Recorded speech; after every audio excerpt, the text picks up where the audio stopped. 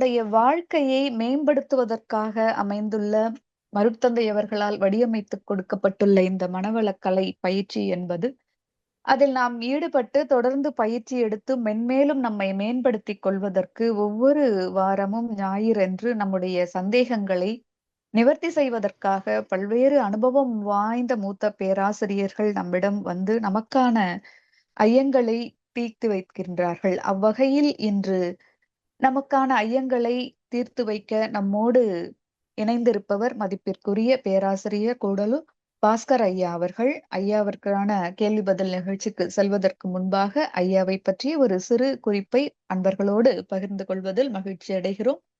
நமது மதிப்பிற்கும் மரியாதைக்கும் உரிய நமது பேராசிரியர் பாஸ்கர் ஐயா அவர்கள் கடந்த 28 ஆண்டுகளுக்கும் தன்னை மனவளக்கலையில் இணைத்துக் கொண்டு தொடர்ந்து தொண்டாற்றி வருகின்றார்கள். அரசு துறையில் பொறியாளராக தொண்டாற்றிக் கொண்டிருந்தாலும் தொடர்ந்து இந்த ஆன்மீக தொண்டிலும் மிக சிறப்பாக தங்களுடைய நேரத்தை பயனுள்ள வகையில், அதுவும் சமுதாயத்திற்கு பயனுள்ள வகையில் தொண்டாற்றி வருகிறார்கள். கூடலூர் அறக்கட்டளையில் ஸ்மார்ட் துணைத் தலைவராகவும் இருக்கின்றார்கள். தமிழகம் முழுவதிலும் மனவளக்கலை வகுப்புகளை நடத்திய பேரு அனுபவத்திற்கு உரியவர். இணை வழியாகவே மனவளக்கலை அன்பர்களின் இதயங்களை தன்னுடைய நிதானமான, தெளிவான, ஆழ்ந்த கருத்துக்களால் இணைத்தவர். இத்தகைய பல்வேறு சிறப்புகளை உடைய உலக சமுதாய சேவா சங்கத்தின் பேராசிரியர் கூடலூர் பாஸ்கர் ஐயா அவர்களை இன்றைய நிகழ்ச்சிக்கு வருக வருக என்று வரவேற்கிறோம். வாழ்க வளமுடன் ஐயா. வாழ்க வளமுடன்மா. வாழ்க வளமுடன். வாழ்க வளமுடன். வாழ்க வையகம், வாழ்க வையகம், வாழ்க வளமுடன். ஒரு துணை.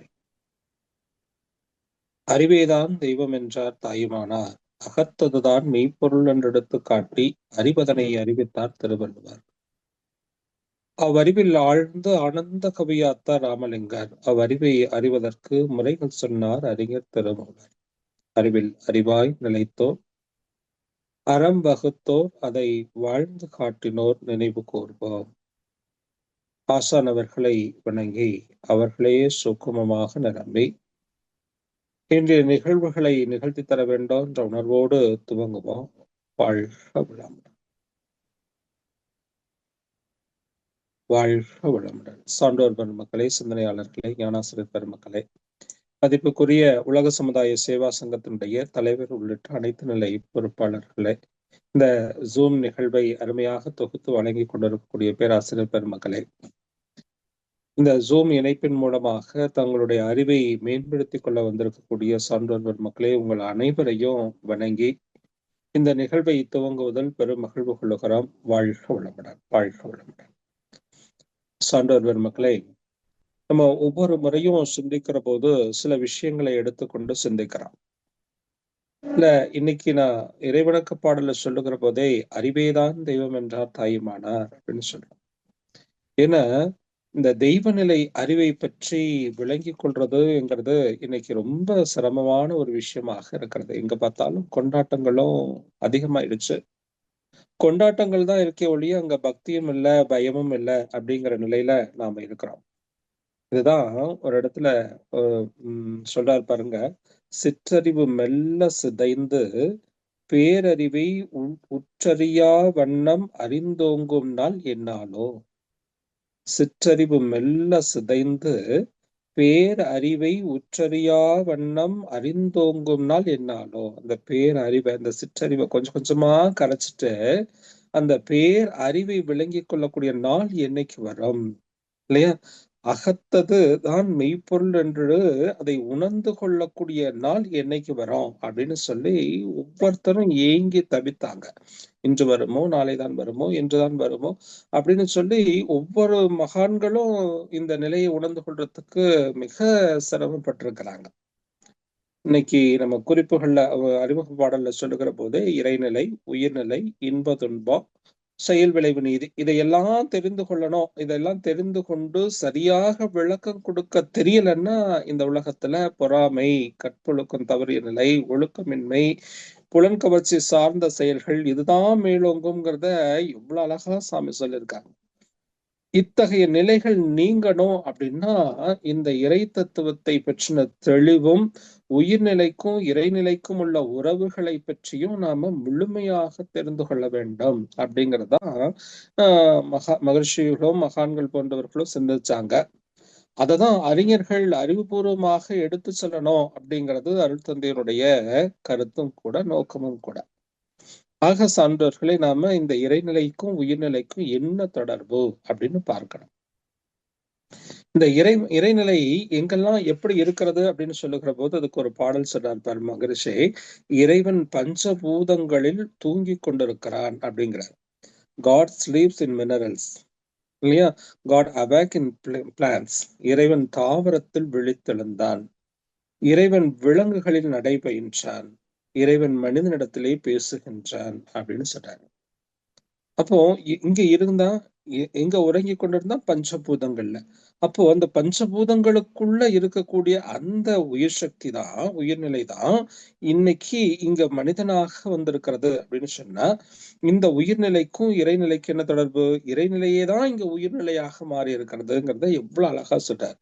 ஒரு இடத்துல தூங்குது, ஒரு இடத்துல எழுந்தது, ஒரு இடத்துல நடந்தது, இன்னொரு இடத்துல பேசுது, இல்லையா? அப்போ இந்த இறை ஒவ்வொரு நிலைகளையும் தன்னை மாற்றி கொண்டு வருகிற போது அங்க முதல் நிலையாக வந்தது அணுநிலைதான், இல்லையா? ஆதியனும் பரம்பொருள் மெய் எழுச்சி பெற்று அணுவென்ற உயிராகி. அப்போ ஒரு சின்ன அணுவாக எழுச்சி பெற்றது இந்த ஆதியனும் பரம்பொருள்.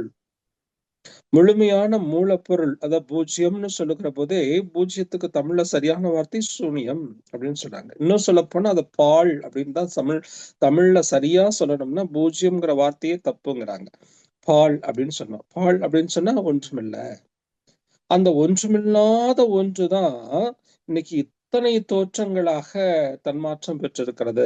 எப்படி வந்தது அப்படின்னு சொல்லி சாமி சிந்திக்கிற போது சாமி சொல்லுவாங்க, அழுத்தம் எனும் உந்து ஆற்றல் ஒன்றை கொண்டே. அழுத்தம்ங்கிற ஒரு உந்து ஆற்றலை கொண்டுதான் அணு முதல் அண்டகோடிகள் அனைத்தும் ஆச்சு. இத்தனை தோற்றங்களாக தன்மாற்றம் பெற்றது. அப்ப இந்த அழுத்தம்ங்கிற உந்தாற்றல் எங்கிருந்து வந்தது அப்படின்னு மீண்டும் மீண்டும் சிந்திக்கும் போது, இறைவெளியே தன்னருக்க சூழ்ந்தழுத்தும் ஆற்றல், இறைநிலையே தன்னைத்தானே சூழ்ந்து அழுத்தி கொண்டதனால அது அழுத்தமாக பெற்றது. அந்த அழுத்தத்தின் விளைவாக இன்னைக்கு ஒரு செயல் நிகழ்கிறது, ஒரு நிகழ்ச்சி எழுச்சி பெற்றது. அந்த இறைநிலையே எழுச்சி பெற்று இறைத்துகளாக மாறுகிறது. அதனாலதான் சாமி சொல்லுவாங்க, இறைவெளியே தன்னருக்க சூழ்ந்தெழுத்தும் ஆற்றல் இதன் திணிவு மடிப்பு விழ சுழலும் நண்பின்னா. அப்போ ஒரு சின்ன துகள்களாக சுழல ஆரம்பிச்சது பாருங்க. அந்த சின்ன துகள் தான் உயிர்நிலை, அதாவது ஆற்றல் நிலை, எனர்ஜி பார்ட்டிகல்ஸ் அப்படின்னு சொல்றாங்க. அந்த அந்த உயிர்த்துகள் அந்த சின்ன இறைத்துகளாக மாறியது இருக்குல்ல, அந்த இறைத்துகளுக்குள்ள இறைநிலையே தான் இங்க இறைத்துகளாக மாறுது. ஆனா என்ன வித்தியாசம்னா, இறைநிலைக்குள்ள இருந்த அந்த அட்ராக்டிவ் ஃபோர்ஸ், இந்த டோட்டல் அட்ராக்டிவ் ஃபோர்ஸ் ஆல்மைட்டின்னு சொல்றோம்ல, அதே மாதிரி அந்த இறைநிலை ஒரு இடத்துல குவிந்து அதுக்கு மேல குவிய முடியாம விழியும் போது இருக்க ஆற்றலை இப்ப விளக்கும் ஆற்றலாக ஒரு மாற்றம் பெறுகிறது. அப்ப இறுக்கம் ஒரு பெருக்கம், இந்த ரெண்டும் சேர்ந்த ஒரு நிகழ்ச்சியாக வந்ததுதான் காந்த நிலை. அதுதான் இறைத்துகள் அப்படின்னு சொல்றோம். இறைத்துகள்னு சொன்னாலும் சரி, காந்த நிலைன்னு சொன்னாலும் சரி, ஷேடோவே பார்ட்டிகல் சொன்னாலும் சரி, ஒண்ணுதான். ஏன்னா அது இறுக்கம் ஒரு பெருக்கம், இந்த ரெண்டும் இருக்குது. எப்போ ஒரு இறைத்துகள் தோன்றியதோ அங்கேயே இறுக்கமும் இருக்கிறது, ஒரு பெருக்கமும் இருக்கிறது. இந்த வார்த்தைகள்லாம் எப்படி கண்டுபிடிச்சாங்கன்னு தெரியல. இறுக்கம் இறுக்கிக் கொண்டே போச்சு, அந்த இருக்கிற ஆற்றலே தான் இப்போ ஒரு பெருக்கம் விலகி செல்லக்கூடிய ஆற்றலாகவும் மாறுகிறது. அப்போ இந்த ரெண்டு இயக்கமும் இருக்கிற அந்த ஆற்றலைத்தான் காந்த ஆற்றல். இதனால்தான் சாமி சொல்லுவாங்க, எந்த ஒன்று அறிந்திடில் இறைவன் முதல் அனைத்தையுமே விளக்குமோ அதுவே காந்தம். ஏன்னா அந்த காந்தம் தான் முதல் தன்மாற்றம். அங்க அந்த ஒரு பெருக்கம்னு வரும்போது எங்கிருந்து வந்துச்சு? ஏதோ ஒன்று ஒடுங்கி எழுச்சி பெற்றதுனால அங்க ஒரு பெருக்கமாக மாறியது. அதனாலதான் இந்த காந்தத்தை உணர்ந்து கொள்ளுங்க, காந்த நிலை அறிந்திடல் கடவுள் மனம் கண்டிடலாம் அதனிலை, இல்லையா? அதனால காந்த நிலையை உணர்ந்து கொண்டா கடவுள் நிலையையும் கண்டுகொள்ளலாம், கடவுள் மனதையும் கண்டுகொள்ளலாம். ஏன்னா ரெண்டும் ஒண்ணுதானே. அப்ப இந்த ஒன்றை உணர்ந்து கொள்றதுக்கு நம்ம என்ன பண்ணணும் அப்படின்னா, அந்த ஒன்றை உணர்வதற்கு இருக்கிறத வச்சுக்கிட்டு தானே இல்லாததை பார்க்க முடியும். இப்ப நம்மகிட்ட என்ன இருக்கு அப்படின்னா, இந்த உடல் இருக்கு. இந்த உடல் தான் நமக்கு தெரிஞ்ச விஷயம். அப்ப இந்த உடலுக்குள்ள கடந்து உள்ள போங்க, அப்படி கடந்து உள்ள போனா அதை கண்டுபிடித்திடலாம் அப்படின்னு சொன்னாங்க. சரி, அப்படியே கடந்து உள்ள போய் பாருங்களேன், இந்த உடம்பு எப்படி இருக்குது? வெறும் தோள்கள் மேல பாத்தீங்கன்னா வெறும் தோல் போர்த்தி இருக்கிறது. அந்த தோல் எதனால் ஆக்கப்பட்டது? நிறைய செல்கள் ஆக்கப்பட்டிருக்கிறது. இன்னும் அதை கடந்து உள்ள போனா எலும்பு சதைகள் எல்லாம் இருக்குது. இன்னும் அதுக்குள்ள போனீங்கன்னா அதுக்குள்ள ரத்தம், காற்று, வெப்பம் எல்லாம் ஓடிக்கொண்டிருக்கிறது. இன்னும் அதுக்குள்ள போனா அந்த எலும்பு சதையாக, ரத்தமாக, காற்றாக, தோளாக இருப்பது எல்லாமே அணுக்கள். இந்த அணுக்கள் எங்கிருந்து வந்தது அப்படின்னு பார்த்தா, பஞ்சபூதங்கள் இணைந்து இங்க தோற்றங்களாக மாறுது இல்லையா? ஹைட்ரஜன், ஆக்சிஜன், நைட்ரஜன், சல்பர், ஆக்சிஜன்கிற மூலகங்கள் சேர்ந்துதானே உங்களுக்கு அமினோ அமிலங்களாக மாறி, அமினோ அமிலங்கள் எல்லாம் கூடி டிஎன்ஏக்களை ஃபார்ம் பண்ணி, டிஎன்ஏக்கள் குரோமோசோம்ஸை ஃபார்ம் பண்ணி, குரோமோசோம்ஸ் செல்களை உருவாக்குது இல்லையா? அந்த செல்கள் எல்லாம் சேர்ந்து திசுக்களாக, திசுக்கள் எல்லாம் சேர்ந்து ஒரு உறுப்புகளாக, உறுப்புகள் எல்லாம் சேர்ந்து உடலாக காட்சியளிக்கிறது. அப்படி எடுத்துட்டா இந்த உடலே பஞ்சபூதங்களுடைய கூட்டு. இதான் ரொம்ப அழகா சொன்னாங்க. நிலம் 5, நீர் 4, நீடங்கி 3, உளவை 1, விண் 1, உளவை 2, விண் 1ன்னு அவ்வை பாட்டி சொன்னாங்க. அவ்வளோ நுட்பமா அதை பிரிச்சு இந்த உடம்புக்குள்ள எவ்வளவு இருக்கிறதுங்கிற அளவுக்கு கூட சொல்லியிருக்கிறாங்க. அப்ப இந்த ஒட்டுமொத்த உடலும் பஞ்சபூதங்களுடைய கூட்டு.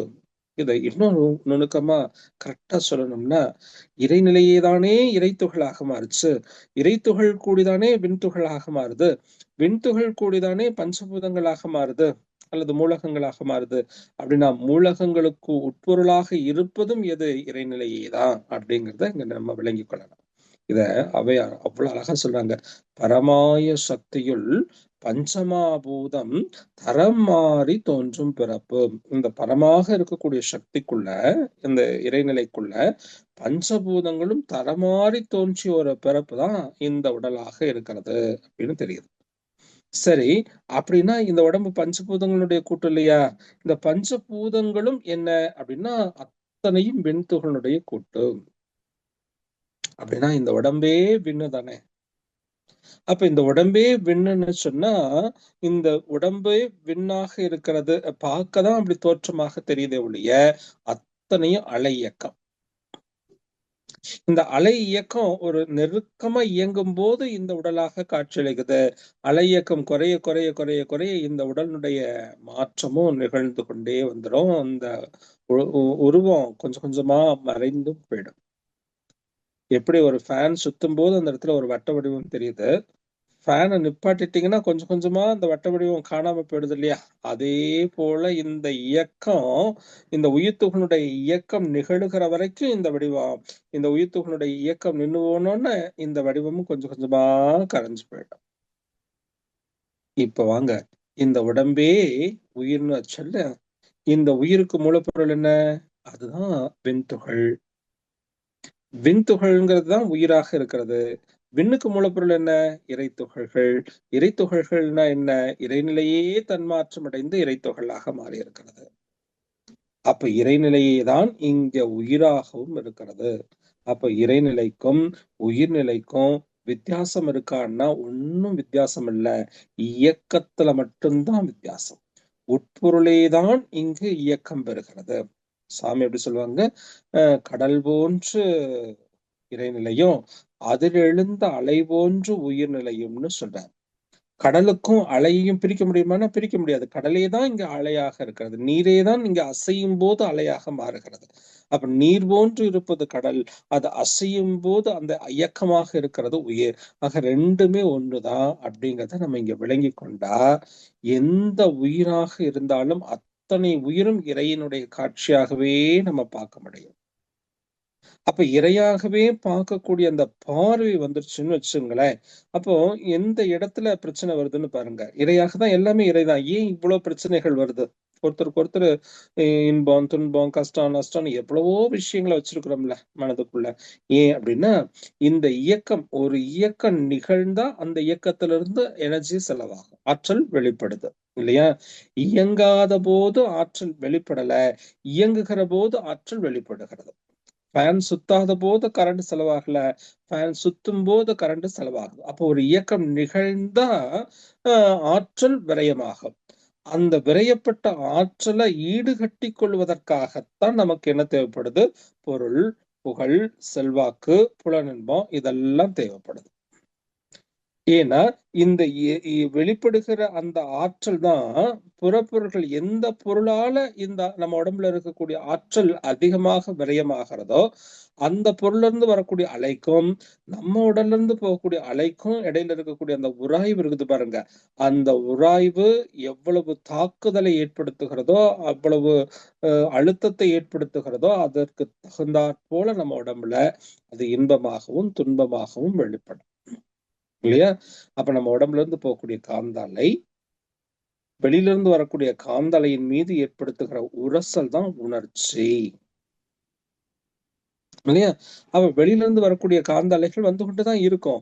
இப்ப நம்ம உடம்புல இருந்து ஒரு காந்தலை போய் அது மேல மோதுனாத்தான் உணர்ச்சி என்பது வரும். இல்லைன்னா உணர்ச்சி என்பதே இல்லை. மோதுனா என்ன ஆகும்? ரெண்டு அலைகள் மோதும் போது அந்த இடத்துல ஆற்றல் விரயமாகுது இல்ல, ஒண்ணு கூடும் அல்லது குறையும். அப்ப இந்த கூடுதல் குறைச்சலுக்கு தகுந்தாப்படி அந்த உணர்ச்சிக்கு பேர் வைக்கிறோம். ஜீவகாந்தம் உடம்புல இருந்து அதிகமா செலவா எழுச்சி பெற்று போச்சுன்னா அது துன்பம். போதுமான அளவுக்கு, அதாவது உடல் தாங்குற அளவுக்கு போச்சுன்னா அது இன்பம். உடல் தாங்குற அளவுக்கு மீறி போகும்போது அதுக்கு பேரு துன்பம் இல்லையா? அப்ப ஜீவகாந்த செலவுதான் இன்பமாக துன்பமாக வெளிப்படுகிறது. ஜீவகாந்தம்னா என்ன? உயிரின் அலையே தான் இங்க ஜீவகாந்தமாக மாறி போகிறது. அது இறைத்துகளின் கரைசலே ஜீவகாந்தம் இல்லையா? இறைத்துகளினுடைய கூட்டு வெண்துகள், இறைத்துகள்கள் கரைசல் காந்த அலை. அப்போ கூடி நிக்கிற போது உயிர் துகளினுடைய அளவு உடம்புல அதிகமா இருக்கும். அதனுடைய இயக்கத்தினால் அது கரைஞ்சு போகும்போது உயிரினுடைய அளவு குறைய ஆரம்பிக்கும் இல்லையா? அந்த உயிர் சக்தியினுடைய அளவை குறைச்சலை ஈடுகட்டி கொள்வதற்காகத்தான் நமக்கு ஒரு பொருளோ அல்லது நபரோ அல்லது ஏதோ ஒரு செயலோ நமக்கு தேவைப்படுது. அப்படி தேவைப்படுகிற போது அந்த பொருள் மீது அல்லது நபர் மீது அல்லது புகழ் மீது ஏதோ ஒரு விஷயத்துல நமக்கு நாட்டம் ஏற்படுதுல்ல, அந்த நாட்டத்தின் பேர்ல நம்ம போகும்போதுதான் நமக்கு புலன் கவர்ச்சி அப்படின்னு சொல்றோம். அந்த அந்த உயிரின் ஆற்றல் அழிஞ்சதுதான் இன்பம்னு தெரியாம அந்த ஆற்றலை ஈடுகட்டுவதற்காகத்தான் நமக்கு தேவை ஏற்படுகிறதுங்கிறத உணராம அதுல இன்பம் இருக்கிறதுன்னு சொல்லி ஓடிக்கொண்டே இருக்கிறோம் பாருங்க. அந்த இடத்துலதான் நமக்கு புலன் கவர்ச்சியாக இது மாற்றம் அடையுது இல்லையா? இப்ப நம்மளுடைய ஜீவகாந்த செலவுதானே புலன் கவர்ச்சி. இப்ப நல்ல கவனிங்க, ஜீவகாந்த செலவுதான் புலன் கவர்ச்சி அல்லது உணர்ச்சிகளாக மாறுது. அப்ப இந்த உணர்வற்ற நிலைக்கு போகணும்னா ஜீவகாந்த செலவு என்பது குறையணும். ஜீவகாந்த செலவு ஆகக்கூடாதுன்னா உயிரினுடைய இயக்கம் இருக்கக்கூடாது, அவ்வளவுதான். அப்ப உயிர் இயக்கத்தை நிறுத்தி கொண்டு உடலுக்குள்ளேயே அந்த உயிரினுடைய இயக்கத்தை ஒரு எல்லைக்குள்ள நிப்பாட்டி பழகக்கூடிய ஒரு பயிற்சியை தான் நம்ம தவ பயிற்சிகள் அப்படின்னு சொல்றோம். அப்ப தவம் செய்ய செய்ய செய்ய நம்மளுடைய ஜீவகாந்த ஆற்றலுடைய செலவை குறைக்க ஆரம்பிக்கிறோம். அப்ப உடல்ல ஜீவகாந்தத்தினுடைய அழுத்தம் அதிகமாகிறது. இந்த இந்த ஒரு சின்ன எல்லைக்குள்ள அழுத்தம் அதிகமாகிறது. அந்த இடத்துல அழுத்தம் அதிகமாகும் போது வெளிப்புறத்துல இருந்து எவ்வளவு தாக்குதல் வந்தாலும் அதை தாங்குகிற சக்தியும் திறனையும் இந்த உடல் வளர்த்து கொள்ளுகிறது அல்லது இந்த இந்த சூக்ம சரீரம் உருவாக்கி கொள்ளுகிறது. இந்த நிலைக்கு நம்ம எப்ப போகணுமோ அதுதான் சமாதி நிலை அப்படின்னு சொல்லுவோம்.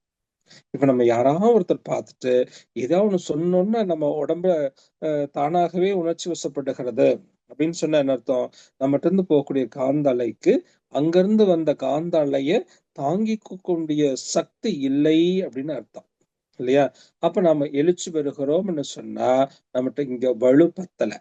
அந்த வலுவை கூட்டணும்னு என்ன பண்ணணும்? இந்த உடலுக்குள்ள அந்த காந்த ஆற்றலை இருப்பு கட்டணும். அப்படி இருப்பு கட்டி வைப்பதற்கான ஒரு பயிற்சி தான் தவ பயிற்சி அப்படின்னு சொல்றோம். எப்படி எங்க இருப்பு கட்டலாம் அப்படின்னு சொல்லும் போது, எங்க ஒரு பொருளை அடக்கினாலும் அந்த இடத்துல அழுத்தம் கூடும். அந்த அழுத்தத்தின் பேர்ல அது வேறொரு சக்தியாக மாற்றம் பெறுது. எப்படி சூரிய வெளிச்சத்தை ஏகத்துக்கும் இருக்கக்கூடிய சூரிய வெளிச்சத்தை ஒரு குவிலென்ஸை கொண்டு குவிக்கும் போது அது அழுத்தம் பெறுது, செறிவூட்டப்படுது.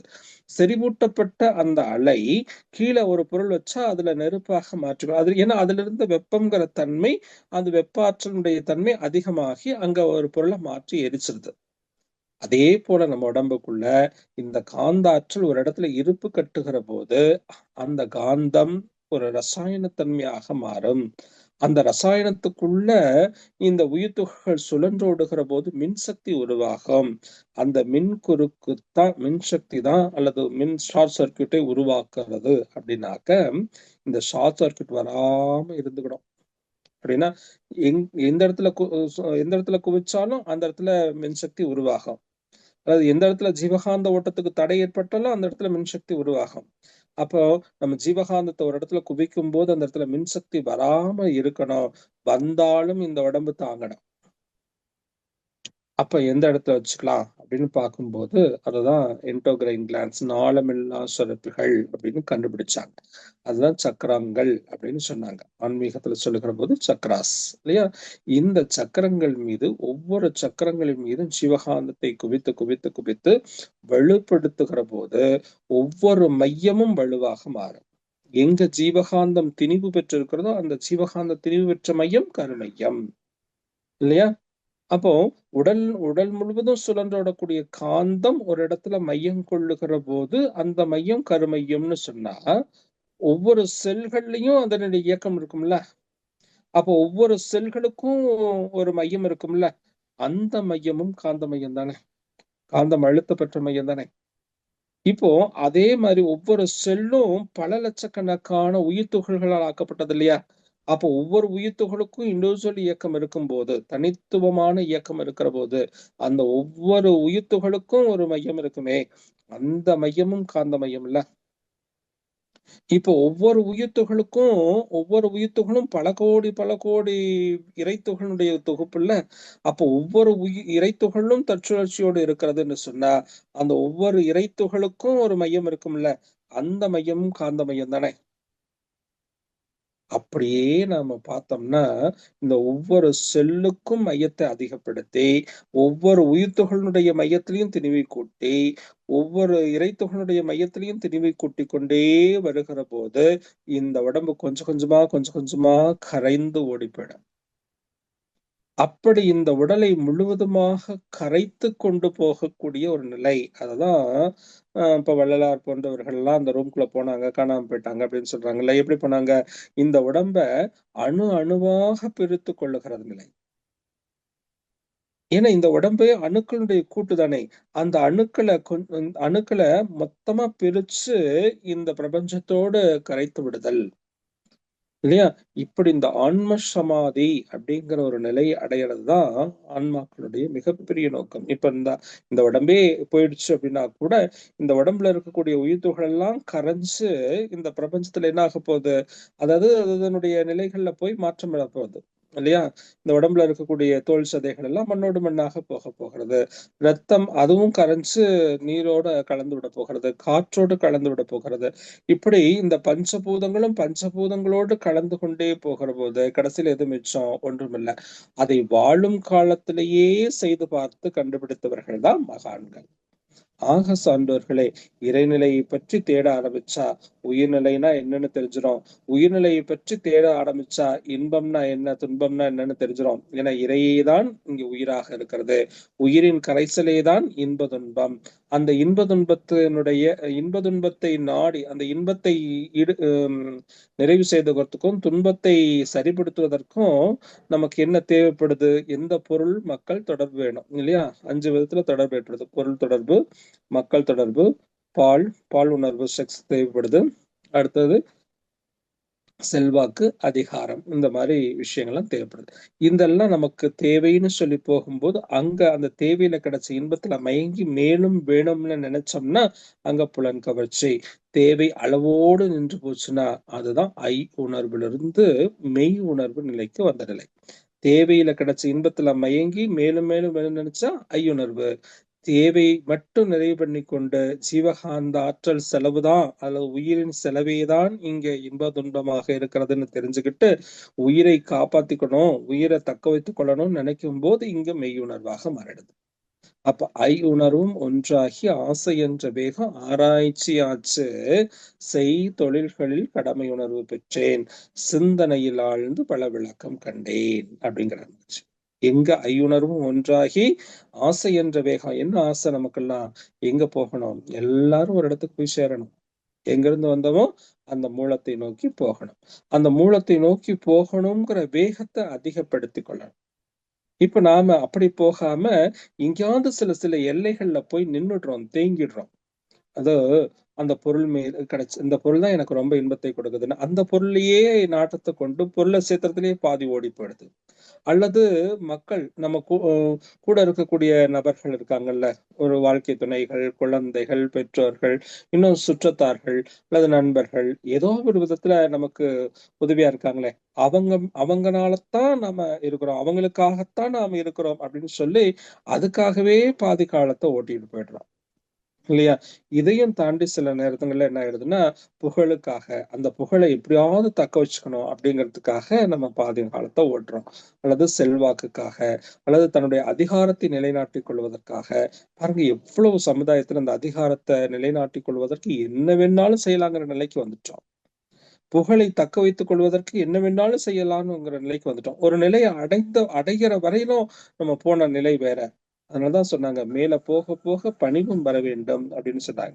அப்ப மேல எந்த அளவுக்கு இந்த பொருள் புகழ் செல்வாக்குல உயர்ந்து கொண்டே போகிறோமோ அந்த அளவுக்கு நாம கீழ்நிலைக்கு இருந்தும் பார்க்க பழகணும். அந்த பணிவு நிலையோடு இருந்து பார்க்கணும். அந்த பணிவு கனிவாக மாறி கனிவுதான் துணிவாக மாறும். இல்லைன்னா அந்த பணிவே பதவி புகழ் அப்படின்னு போகும்போது அங்க என்ன ஆகும்? வாழ்க்கையில சிக்கல்கள் வந்துடும். அதனாலதான் இந்த செயல் விளைவு நீதி அங்க நமக்கு சரியா தெரியணும். செயலுக்கு தக்க விளைவு வரும். எந்த செயலை செஞ்சாலும் அந்த செயலிலே விளைவாக தெய்வ ஒழுங்கமைப்பு இருக்கிறது இல்லையா? செயலிலே விளைவாக தெய்வ ஒழுங்கமைப்பு இருக்க தவறிழைத்து பின் பரமனை வேண்டுவதால் என்ன பயன் இல்லையா? செயலுக்குள்ளேயே விளைவாக இறைவன் இருக்கிறான். செயலிலே விளைவாகவே இறைவன் இருக்கிறான். ஏன்? இங்க இருக்க ஆற்றலே தான் உருவெருக்கும் ஆற்றலாக மாறி இருக்கிறது. செயல்ங்கிறது இருக்க ஆற்றல்னா உருவெருக்கம் அதுல இருந்து வரக்கூடிய விளைவு இல்லையா? அப்போ இறுக்கம்னு ஒண்ணு இருக்கிற போது உருவெருக்கம்னு ஒண்ணு வந்தே தீரும் அப்படிங்கிற நிலை நமக்கு தெரியணும். அப்ப எந்த செயல் செஞ்சாலும் அந்த செயலேதான் விளைவாக வருகிறது அப்படின்னு நமக்கு சரியா தெரிஞ்சிச்சுன்னா இங்க செயல் ஒழுக்கம் என்பது வந்துடும். இந்த செயல் ஒழுக்கம் வருகிற போது நம்ம இடத்துல எது இருக்காது? பொறாமை இருக்காது, கற்பு நெறி தவறிய வாழ்க்கை முறை இருக்காது, ஒழுக்கம் தவறிய நிலை இருக்காது, புலன்கவர்ச்சிகள் இருக்காது. இதையெல்லாம் நீக்கி நம்முடைய செயல்களை தூய்மை செய்து கொண்டு வரணும். அப்படி தூய்மை செய்து கொண்டு வருவதற்குத்தான் அருள் தந்தை நமக்கு வழிகாட்டுறாங்க. இப்படி தூய்மை செய்து கொண்டா நாம் யாராக இருப்போம்? இறையாகவே இருப்போம். நம்ம அடைய வேண்டியது அதுதானுங்க. நல்லா யோசனை பண்ணி பாருங்க. எல்லாரும் போட்டுக்கிறோம், தெரிஞ்சோ தெரியாமலோ நான் செத்து போயிட்டேன்னா எனக்கு ஒரு போஸ்ட் அடிக்கிறாங்க. என்னென்ன? இன்னார் இறைவனடி சேர்ந்தார் என்பதை வருத்தத்தோடு தெரிவித்துக் கொள்கிறேன் இல்லையா? அது மிகுந்த வருத்தத்தோடு. இறைவனிடத்துல போறதுக்கு உங்களுக்கு என்னப்பா வருத்தம் இல்லையா? இறைவனிடத்துல போய் சேர்வதற்காகத்தான் அத்தனை பேரும் தோற்றம் அடைஞ்சிருக்கிறோம். இந்த தோற்றம் இறைநிலைக்கு போய் சேரணும். அதுக்கு இடையில வரக்கூடிய அந்த உறவுகளும் சரி, பொருட்களும் சரி, நமக்கு எங்கேயாவது ஒரு இடத்துல தடைப்படுத்தி நிறுத்துது. அந்த தடையை நீக்கி கொண்டு போகணும். நல்ல யோசனை பண்ணி பாருங்க. எல்லாரும் அதை நோக்கிதான் ஓடுறோம். ஆனாலும் கூட நமக்கு இந்த பொருள் புகழ் செல்வாக்கு புலனின்ப கவர்ச்சியிலேயே தான் நாம இன்னும் நின்றுட்டு இருக்கிறோம். இதை தாண்டி நம்மளால வர முடியல. நம்ம பாருங்க, ஒரு ஆலியார்ல போய் கூட ஒரு 3 நாள் வகுப்பு போலான்னு போனா கூட 3 நாள் வகுப்பு போய் ரொம்ப அருமையா இங்க இருந்து போகும்போது ஆசாசியா ஓடி போய் அங்க உட்கார்ந்து 3 நாள் வகுப்பு கேட்டு ரொம்ப அருமையா ரொம்ப என்ஜாய் பண்ணோம் அப்படின்னு சொல்றோம். ஆனா உலக நல வாழ்த்து பாடி முடிச்சோன்னு எவ்வளவு வேகமா தெரிக்கட்டு வீட்டுக்கு ஓடி வரோம். ஏன்? அந்த வீட்டின் மீது இருந்த பற்று, அந்த வீட்டுல இருக்கிறவங்க மீது இருந்த பற்று நமக்கு அத்தனையும் மறக்க வச்சிருக்கு. அப்போ நம்ம மனசு எப்பொழுதும் இறைநிலை நோக்கின பயணத்துல போறதுக்கு தயாராக இருக்கிறது. நாம தான் விடல. அப்படி விட்டுட்டோம்னா விட வேண்டியதை விட்டு விட்டால் பெற வேண்டியது அங்கேயே இருப்பதை காணலாம் இல்லையா? அப்ப கொஞ்சம் கொஞ்சமா நம்ம விட பழகணும். விடுவதை விடுவிக்கதான் நமக்குள்ள அந்த தெய்வீக நிலையை உள்வாங்க முடியும். இப்ப பாருங்க, இந்த உடல் வேணும் வேணும் வேணும்னு பிடிச்சு வச்சுட்டே இருக்கிற வரைக்கும் இந்த உடலுக்குள்ள இருக்கக்கூடிய தெய்வீகத்தை பிடிக்கணும்னு முடியாது. அப்ப உடலுக்குள்ள கடந்து போங்க. உடலுக்குள்ள கடந்து கடந்து உள்ள போகும்போது உயிரை கடக்க முடியும். உயிரை கடந்து விட்டால் அங்க காந்தத்தை பிடித்திடலாம். காந்தத்தை கடந்தால் இறைநிலையை கண்டுகொள்ளலாம். இப்ப கட உள் இதுதான் சொற்குறிப்பாக நமக்கு சொல்லியிருக்காங்க. அப்ப உள்ள கடந்து போய் பார்த்தோம்னா அந்த இறை தத்துவத்தை, இறைநிலையை நாம ரொம்ப அருமையா உணர்ந்து கொள்ள முடியும். அப்படி உண்மையாக உணர்ந்து கொள்ளுகிற போது இங்க பேசுவதும் யாரு? இறைவனே இங்க பேசுகிறார் இல்லையா? அப்ப பேசுறது இறை அப்படின்னு நமக்கு நல்லா தெரிஞ்சு போயிடும். நீ எந்த அறிவை பெற்றால் எல்லாவற்றையும் அறிய முடியுமோ, இனி எதையும் அறிய வேண்டிய அவசியம் இருக்காதோ, அத்தகைய ஒரு அறிவை நமக்கு கொடுத்திருக்கிறான் இறைநிலை. அதனால அந்த நிலையை நாம் அறிந்து கொள்ளணும். நாமம் பல கோடி ஒரு உண்மைக்கு உளது என்று நான்மலை கூறிட்டாலும் கூட, எல்லா உருவங்களும் எல்லா மறைகளும் இந்த நாமம் பல இருக்கிறதுன்னு சொன்னாலும் கூட, சுத்த அறிவே சிவம் என்று ஓதும் சுருதி கேளீரோ அப்படின்னு பாரதி பாடல்ல. அந்த சுத்த அறிவே இறையாக இருக்கிறது. அந்த இறையே உயிராக மாறி, உயிரே இயக்கத்துல அலையாக மாறும்போது இன்ப துன்பங்களாக இருக்கிறது. அந்த இன்ப துன்பத்தினுடைய வெளிப்பாடுகள் தான், அதை ஈடுகட்டுவதற்காக செயல்படக்கூடிய விளைவுகள் தான் செயல் விளைவு நீதியை உருவாக்கி இங்க ஒரு வினைப்பதிவு உருவாக்கி கொள்ளுகிறதுங்கிற உண்மையை நாம் உணர்ந்து கொள்ளுகிற போது நாம் ஒரு முழு மனிதனாக வாழ முடியும். அதுதான் இந்த முழு தன்மையையும் முழு அறிவையும் நமக்கு கொடுக்கணும்னா உள்ளதை இல்லையா, உள்ளத உணரணும். அந்த உள்ளதையே இங்க இருக்கிறது, உள்ளதே மலர்ந்தது உலகங்களாய் உயிர்களாய்னு சொல்றல. அந்த உள்ளதை உணர்ந்து கொண்டா இங்க மலர்ந்து இருக்கிறதும் அதுவேங்கிறத நம்ம உணர்ந்து கொள்ள முடியும். உள்ளது அனைத்திலும் உள்ளொளியாகி ஒளிர்ந்திடும் ஆன்மாவே, உள்ளது அனைத்திலும் உள்ளொளியாகி ஒளிர்ந்திடும் ஆன்மாவே, கொள்ளற்கரிய பிரம்மம் ஒன்றே உள்ளது என கூவுதல் வேண்டும் இல்லையா? ஒரே ஒரு பொருள் தான் இருக்கிறது. நீ எந்த பொருளை பார்த்தாலும் அதனுடைய உட்பொருள் ஒன்றேங்கிறத நம்ம பேச பழகி கொண்டா, உணர பழகி கொண்டா, அந்த வாழ்க்கை தான் இன்பமயமான வாழ்க்கையாக அமையும் இல்லையா? இந்த இன்பமயமான வாழ்க்கையை அமையறதுக்கு நம்ம இத்தகைய ஒரு அருமையான பிறவி எடுத்திருக்கிறோம். சிந்திங்க, சிந்தனை செய் பணமே சொன்னார்ல, சிந்திங்க. நம்ம செய்யக்கூடிய ஒவ்வொரு செயல்களையும் சிந்திங்க. எதுக்காக வாழுகிறோம், என்ன நோக்கத்துக்காக பிறவி எடுத்தோம், அந்த நோக்கத்தின்படி வாழுகிறோமா?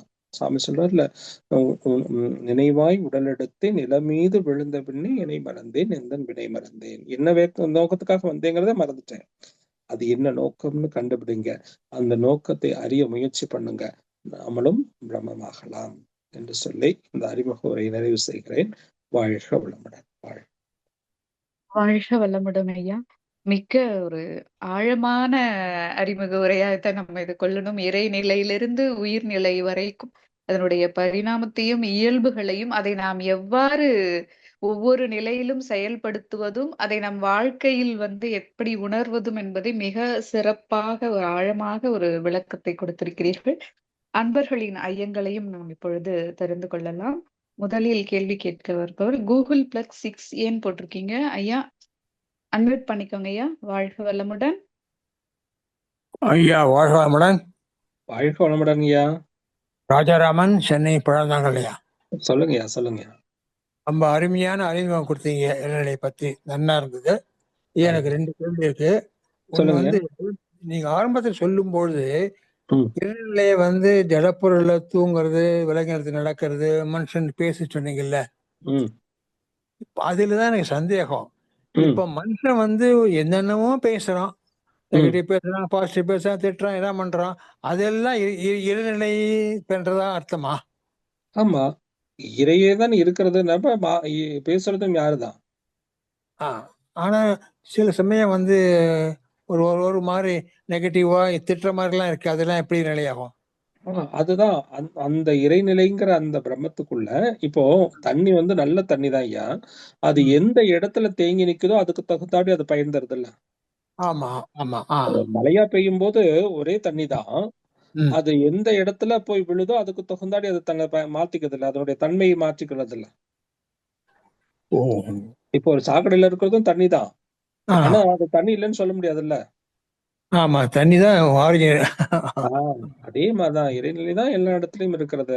அது எந்த இடத்துல இருக்கிறதோ, எந்த பொருளுக்குள்ள இருக்கிறதோ அதுக்கு தகுந்தாடி அது தன்னை மாற்றிக்கொள்கிறது, ஒரு மாற்றம் பெற்றிருக்கிறது. அவ்வளவுதான். அதனாலதான் தன்னை அறியறதா இந்த பிறவி எடுத்ததே அப்படின்னு மகிழ்ச்சி சொல்லுவாங்கல்ல. இறை தன்னை உணர்ந்து கொள்வதற்கும் தன்னை அறிவதற்குமாகத்தான் இத்தகைய பரிணாமமே எடுத்தது அப்படின்னு சொல்றாருல்ல. ஓகே ஓகே, ஆமா, சரியா சொன்னீங்க, நன்றி. அடுத்த கேள்வி வந்து, இப்ப நீங்க என்ன சொல்றீங்கன்னு வந்து அதாவது அந்த முக்தி அடையும் பொழுது தன்னுடைய உடலை வந்து அணுவா பிரிச்சு இறைநிலையோட கரைஞ்சு போறதுதான் முக்தின்னு ஒரு வார்த்தை சொன்னீங்க நீங்க ஒரு நிலையில. அந்த மாதிரிதான் ஒரு வள்ளலார் வந்து ஆனா சொன்னீங்க. அப்படி இருக்கும்பொழுது சில பக்தி மார்க்கத்துல என்ன சொல்றாங்க, மாணிக்க வாசகர், நம்மாழ்வார் அவங்க எல்லாம் அப்படியே உயிரோட ரதம் வந்து அப்படியே வானகம் போனா சொல்றாங்க. அதெல்லாம் சாத்தியமா? இதுதான் இப்ப அவங்க உயிரோட அப்படியே இந்த உடலோட போனாங்க அப்படின்லாம் சொல்ல முடியாது. இந்த உடலை முழுவதுமாக பிரித்து கொண்டாங்க, அவ்வளவுதான். அதாவது அங்கிருந்து ஏதோ ரதம் வந்துச்சு, அவங்க அப்படி போனாங்கிறதெல்லாம் நமக்கு புரியறதுக்காக சொன்னாங்க. இந்த உடலை முழுவதுமாக பிரித்து கொண்டு அப்படியே இந்த வான்காந்த களத்துல கலந்துட்டாங்க. இதானே மகிழ்ச்சி சொன்னாங்க, நான் இந்த வான்காந்த களத்துல கலந்துருக்கிறேன், நீங்க எப்ப வேணாலும் என்ன தவத்துல தொடர்பு கொள்ளலாம்னு சொன்னார்ல. ஆமா, அதேதான் வள்ளலாரும் சொன்னார், நான் இப்போது இந்த உடம்புல இருக்கிறேன், இனி எல்லா உடம்பிலும் புகுந்து கொள்வேன். அப்ப என்ன பண்றாங்க, எல்லா உடம்புக்குள்ளயும் எல்லாம் இந்த பிரபஞ்சம் முழுக்க அவங்க கலந்துடுறாங்கல்ல.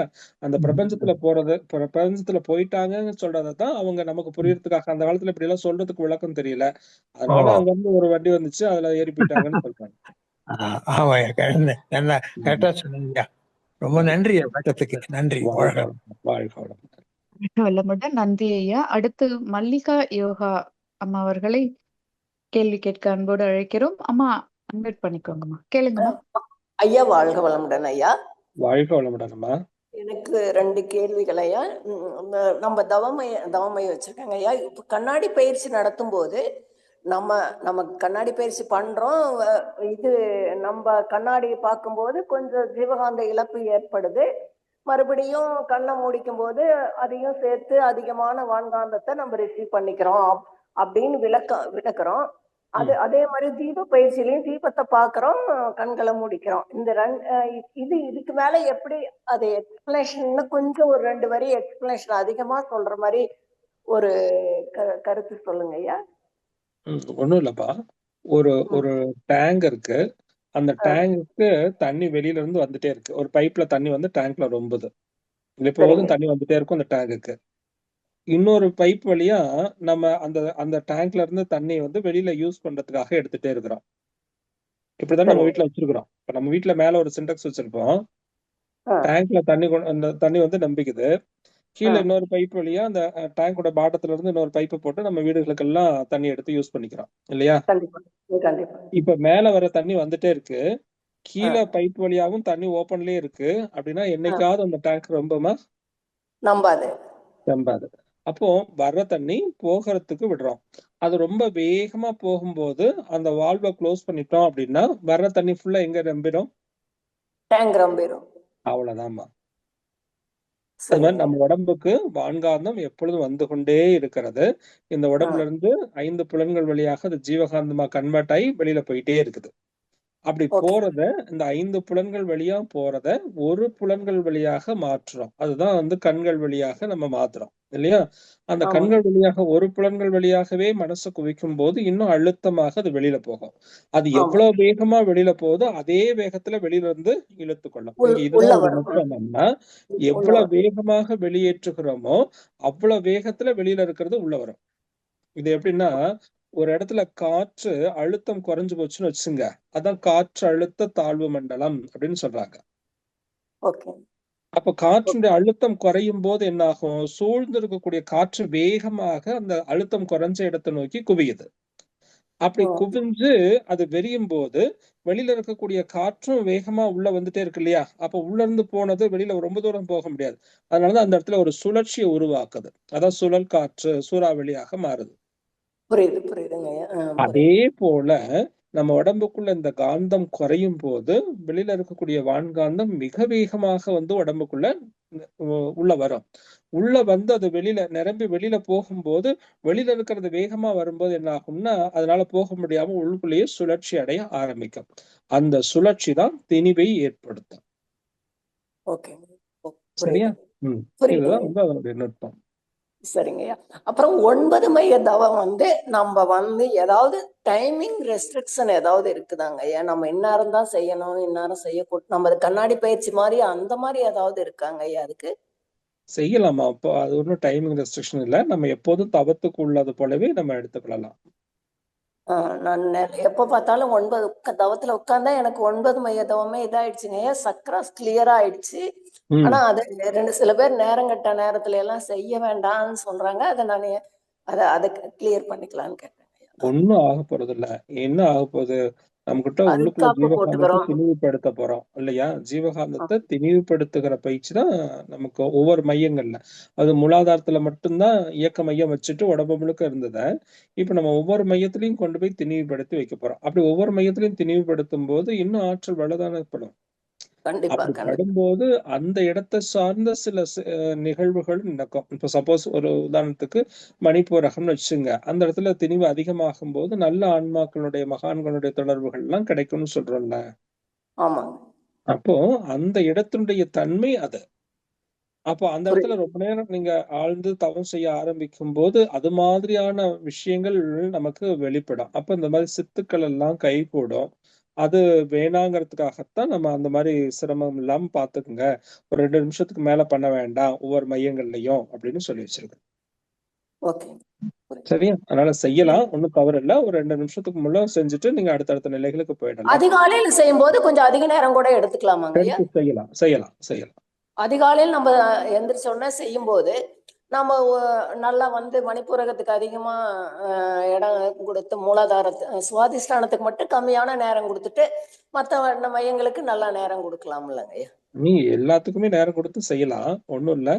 நாம அந்த சித்துக்களுக்கு இது போயிடக்கூடாது. நம்ம புலன்கள் வந்து மயக்கம் ஏற்பட்டுறக்கூடாது. 10 வருஷமா நான் தினமும் காலையில 9 மைய தவம் ஆழ்ந்து பண்ணிட்டு இருக்கேன். நல்லதுப்பா. வாழ்க வளமுடன். நன்றி, மிக்க நன்றி. நன்றி ஐயா, நன்றி. அடுத்து கிருபாநிதி அம்மா அவர்களை நன்றி அம்மா. அடுத்து கிருபாநிதி அம்மா அவர்களை அன்புடன் அழைக்கிறோம். அம்மா அன்மியூட் பண்ணிக்கோங்கம்மா. அம்மா வாழ்க வளமுடன். ஐயா வாழ்க வளமுடன். வாழ்க வளமுடன்மா. நன்றி ஐயா, ரொம்ப சிறப்பு. அம்மா சொல்லுமான ஆழமான அறிமுக உரை. புரிஞ்சுக்கிறதுக்கு ஒரு திறமை வேணும், என்ன பொறுத்த வரைக்கும் சொல்றேன். அதை சீக்கிரம் புரிஞ்சு எடுத்துக்கிற அளவுக்கு இன்னும் 2 தடவை கேட்டா நன்றி ஐயா. இப்ப நீங்க பேசுனதுல வந்து சுத்தவெளி அதுவே விண்துகளாகி அப்புறம் உயிராகி அதனுடைய அலைச்சுழல்கள், இறைநிலை, உயிர்நிலை இரண்டும் மோதும் போது ஏற்படுற இன்ப துன்பங்கள், ஜீவகாந்தம் எல்லாமே சொன்னீங்க ஐயா. ஆனா இப்ப என்ன, சுத்தவெளியே இப்ப நீங்களா இருக்கீங்க, நானா இருக்கேன், நமக்குள்ள இல்ல. இப்ப நம்ம 2 பேரும் பேசுறது கூட ஒரு மோதல் அலைதான். ஆமா. ஆனா ஐயா, இப்ப மேல இருந்த சுத்தவெளி இப்ப உங்கள்கிட்ட எனக்கிட்ட இப்ப இங்க ஊட இருக்குது, அதே பூரணமா இருக்கா? அதுல மாற்றங்கள் இருக்கா? அது பூரணமா இருந்தா இப்ப நம்ம நாட்டுல இவ்வளவு பிரச்சனைகள்லாம் நடக்காது. மேல இருந்தபடியே இருக்காம அதுலயும் தன்மாற்றங்கள் இருக்கா ஐயா? கண்டிப்பா இருக்கம்மா. அதாவது நம்ம சுத்த வெளியாக இருக்கிற போது அது தூய பொருள் தான், அது இறைநிலை தான். ஆனா நம்மள சூழ்ந்தும் நமக்குள்ளேயும் இருக்கிறது வந்து சுத்த வெளி அல்ல. இது நல்லா புரிந்து கொள்ளணும். நாம வந்து என்ன நினைக்கிறோம்னா நம்ம இறைநிலைதான். ஆனா இங்க இறைநிலை என்ன தன்மையில இருக்கிறதுனா காந்த தன்மையோட இருக்கிறது, காந்த நிலையாக இருக்கிறது. கரெக்டா? இந்த பிரபஞ்ச வெளி முழுக்க இருக்கக்கூடிய இறைநிலை காந்த தன்மையோடு தான் இருக்கிறதே ஒழிய சுத்த தன்மையோடு இல்லை. அது சுத்த தன்மைனா சிவநிலைன்னு சொல்றோம்ல, சுத்த வெளி அப்படின்னு சொல்றோம்ல, அந்த நிலையில இல்ல. அப்போ எங்க காந்த தன்மையாக வந்துச்சோ அங்கேயே வந்து உங்களுக்கு செயல் விளைவு 2 வந்துருச்சு. அது இருக்கும், ஒரு பெருக்கும். எல்லா விஷயத்தையும் உள்ள வாங்கி வச்சுக்கும், எடுத்து கொடுக்கும். அப்ப எது நல்லது கெட்டதெல்லாம் அதுக்கு தெரியாது, எல்லாத்தையும் வாங்கி உள்ள வச்சுக்கும். எப்ப தேவையோ அப்பப்ப கொடுத்துட்டு இருக்கும். அதனாலதான் இங்க எல்லாத்துக்குள்ளயும் ஒவ்வொரு வித்தியாசங்கள் வருது. எல்லாரும் அந்த முழு தன்மை அடையணும்னா இந்த காந்த நிலையை கடந்து போகணும். அதனாலதான் காந்த நிலையை கடந்து போகக்கூடிய ஒரு நிலையை நம்ம உருவாக்கி கொள்ளணும்னு ட்ரை பண்றோம். புரியுது புரியுதுயா. நானா நினைக்கிறேன் சுத்த வெளிதானே இங்கே இருக்கு, ஏன் இவ்வளவு அரசியல் மாற்றங்கள், தன்மாற்றங்கள் எல்லாமே என்ன சுத்த வெளிதான், சுத்த வெளியாகவே இல்லை இல்ல, இங்க வந்து இருக்கும்போது காந்த வெளியாகத்தானே இருக்குது. அந்த புரியுது. காந்தம்னு சொன்னாலேமா விண்துகளுடைய கரைசல் தானே. எங்கெல்லாம் விண்துகள் இருக்கோ அங்கெல்லாம் விண்துகள் கரைசலும் இருக்கும். இப்ப நாமும் விண்துகள், நம்மள சூழ்ந்து இருக்கக்கூடிய பொருளும் விண்துகள். அப்ப இந்த பிரபஞ்சமே விண்துகளுடைய தொகுப்பு அப்படின்னா அந்த விண்துகள்களுடைய கரைசல் இந்த பிரபஞ்ச வெளி முழுக்க இருக்கும். அப்ப விண்துகளாக இருக்கிறதும் சரி, காந்த அலையாக இருக்கிறதும் சரி இறைநிலை தான். உட்பொருளாக இருப்பது இறைநிலை தான். ஆனா இயக்கத்துல இருக்குது. அதனால இயக்கத்துக்குள்ள வித்தியாசங்கள் ஏற்படும் இல்ல. இறை சுழலும் போது ஏற்படுற மையத்தில் ஏற்பது காந்தம். அப்ப அந்த காந்தம் தான் விரிவடைஞ்சு நம்மள இறை சுழலும் போது மையத்துல ஏற்படுறது காந்தம் அல்ல. இறை சுழல ஆரம்பிச்சுட்டாலே அது காந்தம் தான்.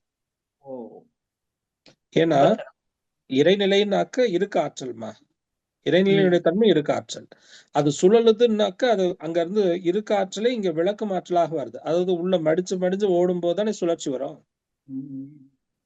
அப்ப வெளியில வரும்போது விளக்கம் ஆற்றல், உள்ள போகும்போது இருக்க ஆற்றல். வெளியில வரும்போது விளக்கம் ஆற்றல், உள்ள போகும்போது இருக்க ஆற்றல். இப்படி மாறி வரும்போது தானே சுழற்சி வருது.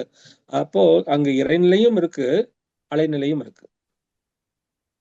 நம்ம காந்தமும் சேர்ந்துக்கிறது அதுல. அது அந்த இருக்க ஆற்றலும் விளக்கம் ஆற்றலும் வந்துருச்சுனாலே அதுக்கு பேர் காந்தம் தான். ரொம்ப சிறப்பு. சொன்னாலே அது காந்தாலை தான், காந்தம் தான். பரவாயில்ல, என்ன 2 தடவை கேட்டா நல்லா சிறப்பா புரியுங்க. நன்றி ஐயா. அம்மா வாழ்க வளமுடன். நன்றி அம்மா. நன்றி ஐயா. அடுத்து உமையாள் அம்மா அவர்களை கேள்வி கேட்க அன்போடு அழைக்கிறோம். அம்மா அன்மியூட் பண்ணிக்கோங்கம்மா. உமையாள் அம்மா அன்மியூட் செய்துக்கோங்க.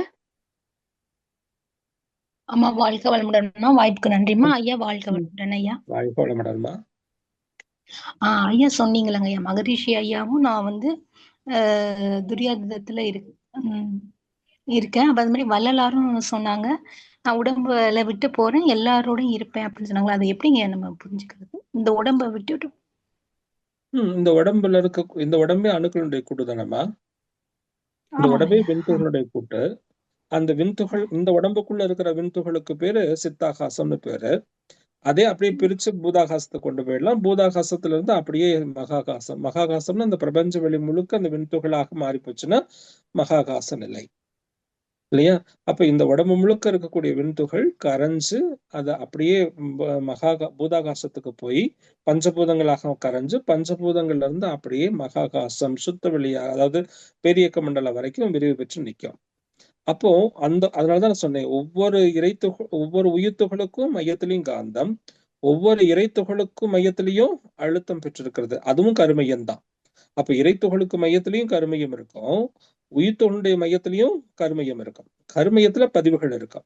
அப்போ எத்தனை அணுக்களாக பிரிஞ்சாலும் அத்தனை அணுக்கள்லயும் அந்த பதிவுகள் இருக்கதான் செய்யும் இல்லையா. அப்ப இந்த பிரபஞ்ச வெளி முழுக்க அணுக்களாக பிரித்து கொண்டு போகும்போது அந்த கருமையம் எல்லா இடத்துலயும் விரிவு பெற்று நிற்கும். அப்ப நீங்க யாரு விரும்பி ஏற்றுக்கொள்ளுகிறீங்களோ அந்த இடத்துல அதை உள்வாங்கிக் கொள்ள முடியும்.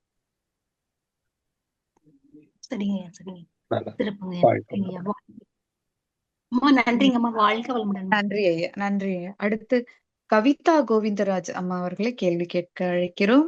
கவிதா அம்மா அன்மியூட் பண்ணிக்கீங்களா? வாழ்க வளமுடன் அம்மா. வாழ்க வளமுடன் ஐயா. வாழ்க வளமுடன் அம்மா.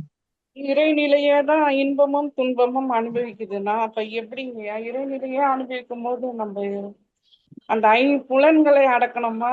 எப்படி? ஒண்ணும் பண்ண வேணாமா.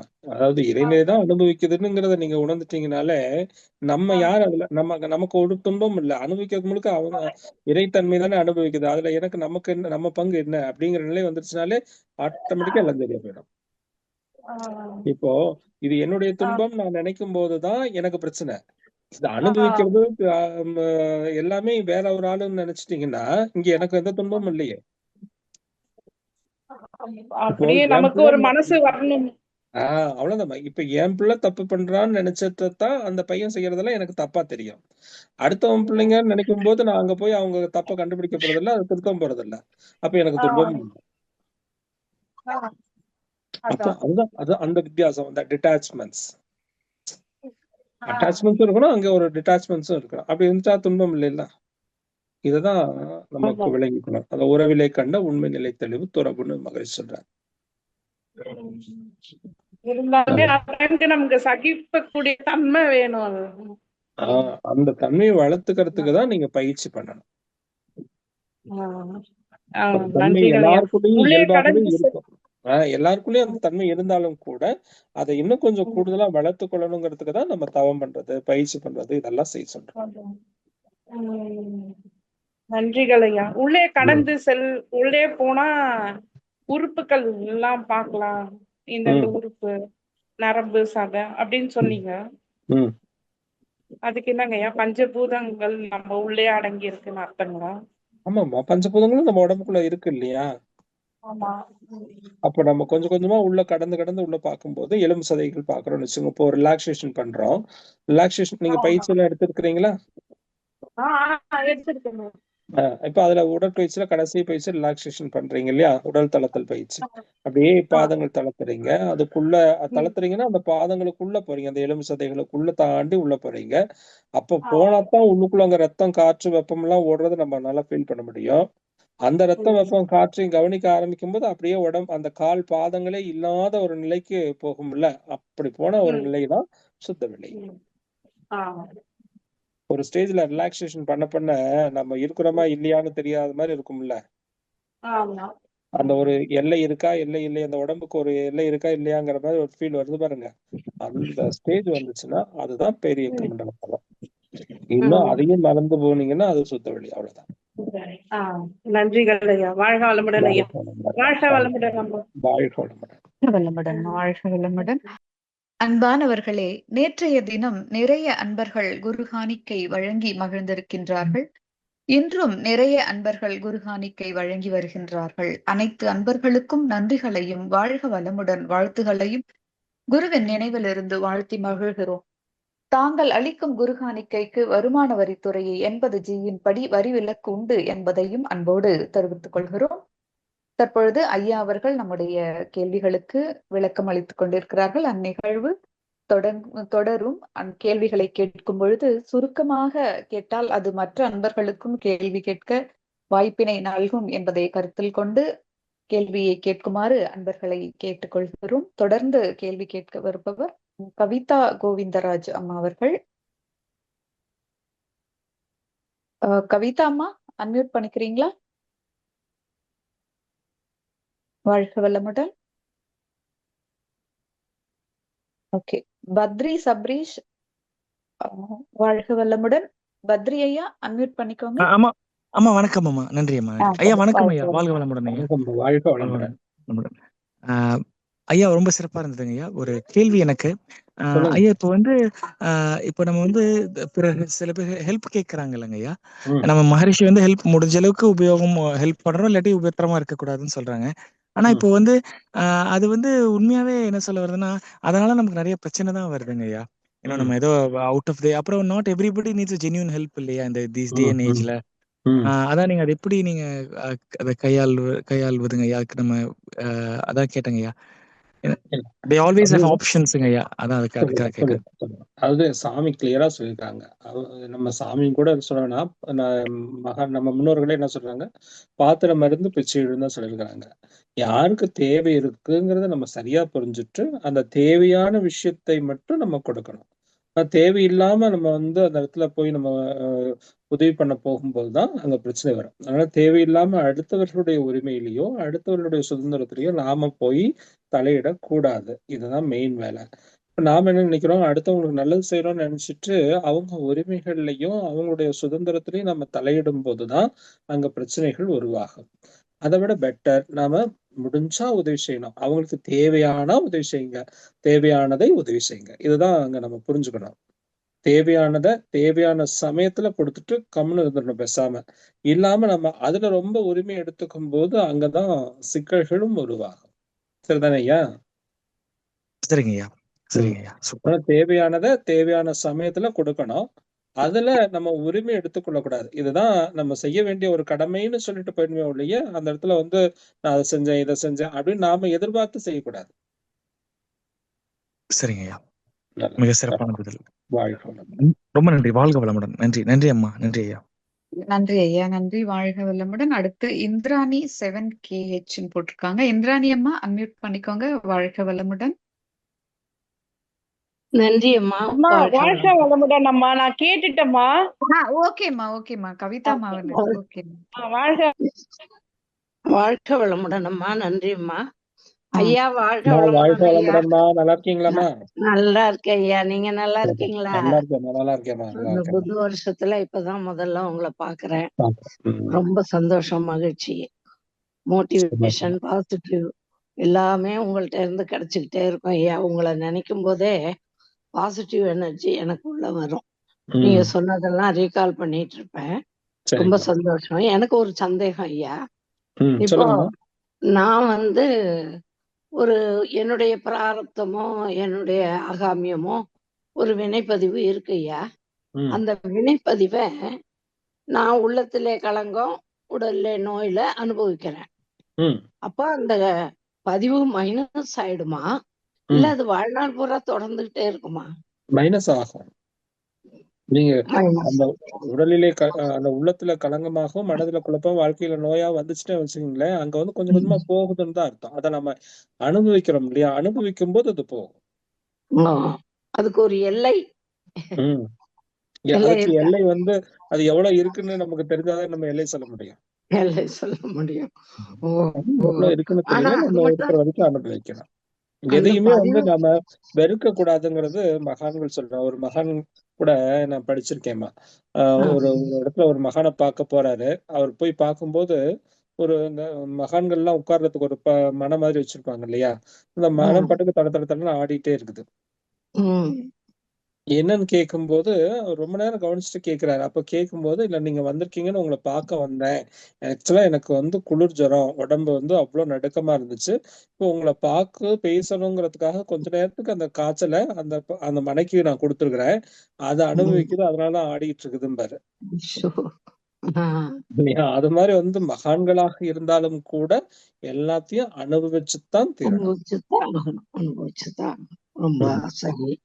அடுத்தது ஐயா, இப்போ நீங்க சொன்னீங்களே இறைநிலை வந்து பஞ்சபூதங்கள்ல உறங்குது அப்படி ஏதோ சொன்னீங்க. அப்ப வரல. அது என்ன ஐயா? அதை மறுபடியும் சொல்லுங்க ஐயா. அதாவது இறைவன் பஞ்சபூதங்களில் உறங்கி கொண்டிருக்கிறான். ஏன்னா அங்க வந்து எழுச்சி பெறல, இயக்கம் இல்லாம ஜட பொருளாகவே இருக்கிறான். அதே தாவரங்கள்ல வரும்போது இறைவன் விழித்தெழுந்தான். இங்க உணர்ச்சியோட வர்றான் இல்லையா? ஓரறிவாக மாறுறான் இல்லையா? அதே இறைவன் வந்து விலங்கினத்துல போகும்போது நடைபயின்றான் அப்படிங்கிறார், நடக்க கத்துக்கிட்டான். அதே இறைவன் மனிதனிடத்துல வரும்போது பேச கத்துக்கிட்டான். அப்ப மனிதன் இறைவனிடத்துல வரும்போது, இறைவன் மனிதனிடத்துல வரும்போது பேசும்போது நல்லதானங்க ஐயா பேசணும், நல்லதானங்க நடக்கணும். கரெக்ட் தான், நல்லதான் பேசணும், நல்லதான் செய்யணும். ஆனா அங்கிருந்து வரும்போது இறைவன் இறைத்தன்மையோட மட்டும் வரல, வர்ற வழியில இருக்கிற எல்லாத்தையும் சேர்த்துட்டு அழிச்சிட்டு இருக்கான். மழை பெஞ்சு தண்ணி ஓடுது, தண்ணி மட்டும் ஓடலையேமா, தண்ணி போற பாதையில என்ன இருக்கோ எல்லாத்தையும் எடுத்துக்கிட்டு தானே போகுது. அப்ப அதுக்கு தகுந்தாப்படி அந்த தண்ணி தன்னை கலங்கப்படுத்திக்குது. அப்ப இறையாக மட்டும் அல்ல, இங்க வரும்போது காந்தாற்றலாக மாறி வரும்போது அது எந்தெந்த நிலைகள்ல மாறுதோ அதுக்கு தகுந்த பதிவுகளோடயே சேர்ந்து வருது இல்ல. அப்ப என்னைக்கு இந்த பதிவுகள் நீங்குதோ அப்போ அது அதனுடைய உட்பொருள் என்ன? இறைதான். அப்ப நாம நம்மகிட்ட பதிவுகள் நீங்கி போச்சுன்னா இறைவாக நம்ம காட்சி அளிப்போம். காந்த ஆற்றல் எதுல எல்லாம் மோதோ அதனுடைய தன்மைகளை தான் பிரதிபலிக்கும். ஆமா ஆமா ஆமா. அதுக்குதான் நம்ம அடிக்கடி மௌனம் இருக்கிறதுன்னு சொன்னாங்க. மௌனம் தான் நிறைய ஜீவகாந்தத்தை கூட்டும். ஏன்னா நம்ம மௌனத்துல ரொம்ப ஆழ்ந்து உள்நோக்கியே போக ஆரம்பிக்கும் போது வெளிநோக்கிய பயணம் குறைஞ்சிடும். அதுவும் சுத்த வெளியிலேயே ஆழ்ந்து நிக்கும் போது, சுத்த வெளியில வந்து தடையற்ற பொருள் இல்லையா? டிரான்ஸ்பரண்ட்னு சொல்றாருல மகரிஷி, சர்வ வல்லமையுடைய ஒளி ஊடுருவும் தெய்வீக பாய்ம பொருள். அது வந்து ஒரு பாய்ம பொருள், அது டிரான்ஸ்பரண்டா இருக்கனால அதுக்குள்ள ஓடிட்டே இருக்கும். அங்க எந்த தடையும் இருக்காதனால அந்த மன அலைச்சல் போனா கூட அது அப்படியே ஒரே சீரா போயிட்டே இருக்கும். அந்த கிளாஷ் வராது. அந்த இடத்துல கிளாஷ் இல்லாத போது நம்ம கிட்ட உணர்வு இல்ல, அதனாலதான் தூங்கிட்டோமோன்னு தோணுது. ஆமா. ஆமாங்க ஐயா, தன்னை மறந்த நிலையா அல்லது தூக்கமானு தெரியாது.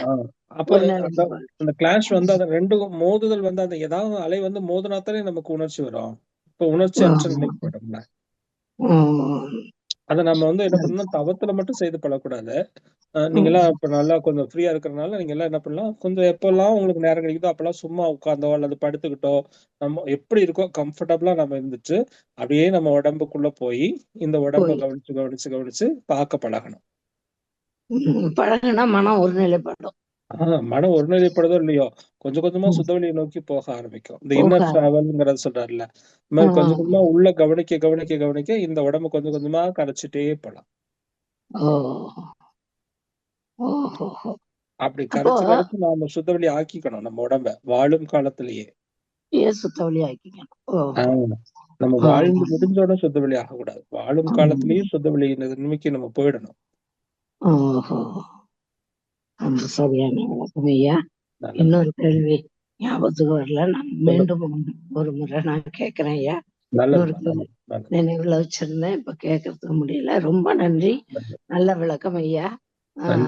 இன்னொன்னு சிலர் சொல்றாங்க ஐயா, பதிவு வந்து கழியவே கழியாது, வினைப்பதிவு எந்த வினை மறந்தேங்கிற மாதிரி அந்த பதிவு மைனஸே ஆகாதுங்கிறாங்களே, அப்படிங்களா ஐயா? அப்படி இல்லம்மா, அது அந்த ஃபிராக்ஷன் ஆஃப் செகண்ட் தாம்மா இருக்கு. அது அருணகிரிநாதர் மாதிரி ரொம்ப அநியாயம் செஞ்சவர் யாரும் இல்ல, ரொம்ப பாவம் செஞ்சவர் யாரும் இல்ல. அதான் அவர் உடம்புல இருந்து புழுவா கொட்டுமா அவ்வளவு பதிவு. ஆனா அந்த தன்மையில இருந்த அந்த நபரையே வந்து தன்னை முழுசா சரண்டர் பண்ணும்போது, இறைவனிடத்துல நான் உங்ககிட்ட வந்துடுறேன்பா அப்படின்னு சொல்லி முழுசா சரண்டர் ஆகும்போது ஆட்டோமேட்டிக்கா அந்த இறைத்தன்மை வந்து ஆட்கொள்ளுதல்ல. அதான் சாமி சொல்லுவாங்க, உன்னிலே நான் அடங்க என்னுள்ளே நீ விளங்க. அப்பதான் உனது தன்மை ஒளிர எனதுள்ளம் தூய்மை பெற்றேன். இந்த வார்த்தையை நீங்க நல்ல கவனிங்க. நாம உள்ள போய் அடங்கினாத்தான் அது நமக்குள்ள வரும். பகவத்கீதையில சொல்லுவார்ல, நீ என்னை நோக்கி ஒரு அடி எடுத்து வைத்தா நான் உன்னை நோக்கி 10 அடி எடுத்து வைக்கிறேன். அப்ப நாம கொஞ்சம் உள்ள போக ஆரம்பிக்கும் போது அந்த தன்மை நமக்குள்ள வந்து நமக்குள்ள அந்த தன்மை ஒளிர ஒளிர நம்ம வினைப்பதிவுகள் சுத்தமா தூய்மையாயிடும்.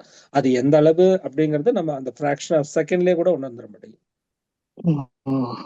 மிக்க சரியான நன்றி ஐயா, ரொம்ப விளக்கம் ரொம்ப நல்லா இருக்கு. ரொம்ப நாளைக்கு பிறகு புதிய வருஷத்துல நல்ல விளக்கங்களையும் அறிமுறையிலையும் நன்றிம்மா, நன்றி நன்றி கேட்க முடியுது. வாய்ப்புக்கு நன்றி, ரொம்ப சந்தோஷம் ஐயா. வாழ்க்கை என்னுடைய வாழ்த்துக்கள் உங்களுக்கு. நீங்களும் ஆமாய்யா, ஆமாமா, வாழ்க வளமுடன்மா. நீங்களும் உங்கள் அன்பு குடும்பமும் உடல்நலம் நீளாயுள் நிறை செல்வம் உயர் புகழ் மெய்ஞானம் ஓங்கி மகிழ்ச்சியின் அருளாலேயும் இறை அருளாலேயும் வாழ்க வளமுடன், வாழ்க வளமுடன், வாழ்க வளமுடன், வாழ்க வளமுடன். மிக்க நன்றி அம்மா, வாழ்க வளமுடன். அடுத்து லீலா வினோதன் ஐயா அவர்களை அன்மியூட் செய்துமாறு கேட்டுக்கொள்கிறோம். ஐயா வாழ்க வளமுடன் ஐயா. நான் லீலா வினோதன். வாழ்க வளமுடன் ஐயா, சொல்லுங்க ஐயா. ஒரு சின்ன சந்தேகம் ஐயா. இப்ப எனக்கு வந்து உயிரோட்டம் ஜீவகாந்தம் ஓடிக்கிட்டு இருக்கு. இறப்பு என்பது நம்ம மூலாதார ஜீவ வித்து குழம்பு உடையும் போது மூலாதாரம் தடைப்பட்டு ஜீவகாந்தம் தடைப்பட்டு உயிர் பிரிகிறது. அந்த உயிரில் உள்ள உடலில் உள்ள விண்துகள்கள்லாம் வந்து இறைநிலையோட கலந்து போயிடுது. பரு உடல் மட்டும் நமக்கு மீதி இங்கே நம்ம பார்க்குறோம் இறந்ததுக்கு அப்புறம். ஆனா வள்ளலார் வந்து அந்த ஒரு ரூம்ல போயிட்டு அடைச்சிட்டு என்னை யாரும் டிஸ்டர்ப் பண்ணாதீங்க அப்படின்னு சொல்லிட்டு போயிட்டாரு. அப்படியே இருந்தாலுமே அந்த ஜீவகாந்த உடல் விண்துகள்கள் பிரிந்து நம்ம இறைநிலையோட கலக்கம் அப்படின்றது கிளியரா புரியுது. ஆனா அந்த பரு உடல் செல்கள்லாம் நம்ம கண்கூடார பாக்குறோம். எல்லாரும் இறந்ததுக்கு அப்புறம் பரு உடல் அப்படியே தான் இருக்கு. அது நாள்பட அழுகுது. அப்புறம் என்ன ஆகுதுன்னு நமக்கு தெரியல, நம்ம பார்த்ததில்லை. அதுக்கப்புறம் ஒரு 2 days 3 days பாக்குறோம். அதுக்கு மேல எல்லாம் நம்ம புதைச்சிட்டு மண்ணுல புதைச்சிடுறோம். அப்புறம் அதை வந்து புழு பூச்சிகள்லாம் வந்து சாப்பிட்டுட்டு அப்படியே எல்லாத்தையும் காம்போசிட் ஒரு பூமியோட கலந்துடுது. அந்த விளக்கெல்லாம் நல்லா தெரியுது. ஆனா நம்ம வள்ளலார் வந்து இறந்ததுக்கு அப்புறம் அவரு ஆன்மா வந்து இறைநிலையோட டெஃபினட்டா அதுல வந்து சந்தேகம் இல்லை, அது கிளாரிட்டி இருக்கு. ஆனா அந்த பருவுடல் ஒண்ணு. ரெண்டாவது அவர் அணிந்திருந்த உடைகள், சட்டை, அங்கி, இதெல்லாமும் இல்ல. எதுவுமே அவரு போய் திறந்து பார்த்தா ஒண்ணுமே இல்லைன்னு சொல்றாங்க. அதெல்லாம் எப்படி காணாம போயிருக்கோம், எப்படி இறைநிலையோட கலந்துருக்கோம் அப்படின்றது புரியல எனக்கு. கொஞ்சம் விளக்கமா சொன்னீங்கன்னா நல்லா இருக்கும் ஐயா. சொல்றீங்க. அது அந்த அந்த சித்துக்கு பேரு அனிமா அப்படின்னு சொல்லுவாங்க. அனிமா மகிமான்னு சொல்லுவாங்க. எவ்வளவு வேணும்னாலும் நம்ம சின்ன பொருளாக இந்த உருவத்தை குறைக்கவும் முடியும், எவ்வளவு பெருசா வேணாலும் உருப்பெருக்கவும் முடியும். ஏன்னா இங்க இருக்க ஆற்றலும் இருக்கு, உருப்பெருக்கும் ஆற்றலும் இருக்கிறது இல்லையா? காந்தாற்றல் இருக்கிறதுனால எவ்வளவு வேணாலும் சுருக்கவும் முடியும், எவ்வளவு வேணாலும் விரிக்கவும் முடியும். அப்படி அந்த சுருக்கி விரிக்கக்கூடிய தன்மையை பயிற்சியின் மூலமாக பெறலாம். இந்த அஷ்டமா சித்திகள்னு சொல்றாங்கல்ல, அந்த நிலைகள்ல பெறலாம். அப்படி பெற்றவர்கள் தான் சித்தர்கள். அப்படி சித்தர்கள் பெறும்போது அவங்க அந்த ரூம்குள்ள இருந்தாலும் கூட, இப்போ ஒரு காந்தம் இருக்குன்னா காந்தம் தடையற்று ஊடுருவி போகும் எல்லா இடத்துலயும். கரெக்ட் தானே? ஆமா ஆமா. அப்ப அந்த ரூம்ல இருந்து, அந்த தடையற்ற ரூம்ல இருந்து வெளியில வர்றதுக்கு கூட, அது செவரா இருந்தா என்ன, எதா இருந்தாலும் என்ன, எல்லாத்தையும் தாண்டி அது வெளியில ஊடுருவி வெளியில வரவும் செய்யும். ஒரு ஆன்மா வெளியே வந்துரும், அதுல சந்தேகம் இல்லை. அந்த அந்த உடலையே வெளியில கொண்டு போக முடியும் சொல்றாங்க. இப்போ ஒரு ஒரு உதாரணத்துக்கு உங்களுக்கு சொல்றேன். தஞ்சாவூர் பெரிய கோயில்ல பாத்தீங்கன்னா பெரிய பெருவுடையார் சிலை வச்சிருக்காங்க இல்லையா? அது பாத்தீங்கன்னா உள்ள போகக்கூடிய வாசல் வந்து ரொம்ப சின்னது. அந்த கர்ப்ப கிரகத்துக்குள்ள போகக்கூடிய வாசல் சின்னது. அதை விட பெருசா இருக்கு இந்த உருவம். இது எப்படி வந்தது அப்படின்னு அப்ப சாதாரண பெரும்பாலும் கோயில் கட்டி அதுக்கப்புறம் தான் விக்கிரகம் உள்ள வச்சு கும்பாபிஷேகம் பண்ணுவாங்கிறது தான் நியதி. இது எப்படி உள்ள வச்சுட்டே கோயிலை கட்டினாங்களா அப்படிங்கிறது ஒரு ஒரு ஒரு சந்தேகத்தின் பேர்ல ஒரு ஆய்வுக்கு எடுக்கிற போது ஒருத்தர் சொல்றாரு என்னன்னா, இந்த கருவூரார் இருக்கார் இல்லையா, அவர் வந்து தன்னுடைய உருவத்துக்குள்ள அதை எடுத்துட்டு அப்படியே உள்ள போய் அங்க பிரதிஷ்டை பண்றாரு. அப்படியே வந்து அதை உருப்பெருக்கி அங்க நிலைப்படுத்துறார் அப்படின்னு சொல்றாரு. இந்த மாதிரியான சித்துக்கள் எல்லாம் கூட நம்மளால செய்ய முடியுங்கிறதையே செஞ்சு காமிச்சிருக்காங்க மகான்கள். அதுலதான் வள்ளலாருடைய சித்தும் கூட. இது ஒரு விதமான சித்து தான். அவங்க என்ன பண்ணுவாங்கன்னா, இந்த உடம்ப அந்த இடத்துல இருந்து தன்னை மறைத்து கொண்டே போக முடியும். அதனாலதான் ஒரு பாடல்ல கூட சொல்லுவாங்கல்ல, 3 லோகத்தும் உடலை மறைத்து கொண்டு உலாவ முடியும்னு சொல்லி ஒரு இடத்துல அவர் மகான் பாடுறாரு. உடலை மறைத்து கொண்டு உலாவ முடியுமா அப்படின்னா என்ன அர்த்தம்? இந்த உடம்பு இருக்கிறது வெளியில தெரியாது. இப்ப இன்னும் உங்களுக்கு புரியுற மாதிரி நான் சொல்றேன். இவ்வளவு நேரம் பேசிட்டு இருந்த விஷயத்த வச்சு சொல்றேன். நம்ம உடம்புல இருந்து ஜீவகாந்த அலை வெளியில போகும்போது அந்த அலையின் மீது இன்னொரு அலை வந்து மோதுனாத்தான் அங்க உணர முடியும். கரெக்டா? கரெக்ட். இப்போ நம்ம உடம்புல இருந்து ஒரு காந்த அலை வெளியில போகுது. அந்த காந்த அலையில வெளியில இருக்கக்கூடிய லைட் வெளிச்சம் வந்து மோதும் போதுதான் நான் இருக்கிறது உங்களுக்கு தெரியுது. இப்ப இங்க மோதாம தடுக்கக்கூடிய திறன் வந்துருச்சுன்னா, இங்க மோதுதலே இல்லைன்னா நான் இருக்கிறது உங்களுக்கு தெரியுமா தெரியாதா? தெரியாது. அவ்வளவுதையா. அந்த நம்ம உடம்புல இருந்து இந்த காந்த அலை வெளியில போகாம நிலைப்படுத்த பழகி கொண்டா வெளியில இருக்கக்கூடியவங்களுக்கு அவங்க அங்க இருக்கிறதே தெரியாது. கரெக்டுங்க ஐயா, நீங்க சொல்றதெல்லாம் புரியுது. பட் நம்ம மகரிஷி இந்த தத்துவத்தை இந்த மாதிரி எல்லாம் நமக்கு பாடமாகுமோ தியானமாகுமோ எதுவுமே இந்த விளக்கத்தை எங்கேயும் எனக்கு கொடுத்த மாதிரி தெரியல. இது கொடுத்திருக்காங்க ஐயா. சூக்கும பயணம்ங்கிற பயிற்சியில சொல்லி கொடுத்தாங்க.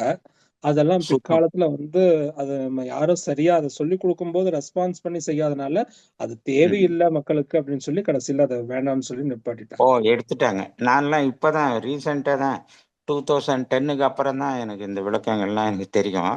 அதுக்கு முன்னாடியே அதை ரிமூவ் பண்ணிருப்பாங்க. அதனால எனக்கு நான் இந்த மாதிரி விஷயங்கள்லாம் படிச்ச மாதிரி எனக்கு ஞாபகம் ஒன்றும் இல்லை. அதுக்காக பயணம்ங்கிற விஷயம் எல்லாம் சாமி சொல்லி கொடுத்தாங்க. அது சூக்கும பயணம் மேபி 1990 2000க்கு முன்னாடி எல்லாம் சொல்லி கொடுத்திருப்பாரு. 94 95 வரைக்குமே கூட சொல்லி கொடுத்தாங்க. நான் 94 நான் மாஸ்டர் கோர்ஸ் போகும்போதெல்லாம் சொல்லி கொடுத்தாங்க. ரைட் ரைட் இருக்கலாம். அப்பெல்லாம் நான் இந்த கிளாஸ்லாம் அட்டெண்ட் பண்ணதில்ல.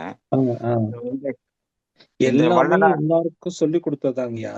அவங்க இதையும் கூட யாரும் சாமி ஒரு ஸ்டேஜ்ல இதெல்லாம் ரொம்ப ஹையர் ஸ்டேஜ்ங்கிறதுனால யாருக்கு தேவையோ அவங்க தேவைன்னு விரும்பும் போது அதுக்கான தக்க ஆசிரியர் வந்து சொல்லி கொடுத்துருவாங்கன்னு சொல்லிட்டு போயிடுறாரு. அப்போ அந்த நிலை வந்து நம்ம இப்ப நான் சூக்ம பயணம் சாமி சொல்லி கொடுத்தாரு தான். ஆனா வீட்டுல வந்து செய்யக்கூடிய சூழலும் இல்ல. அந்த பயிற்சியை வந்து இங்க நம்ம சாதாரண வாழ்க்கையில செய்யவும் முடியல.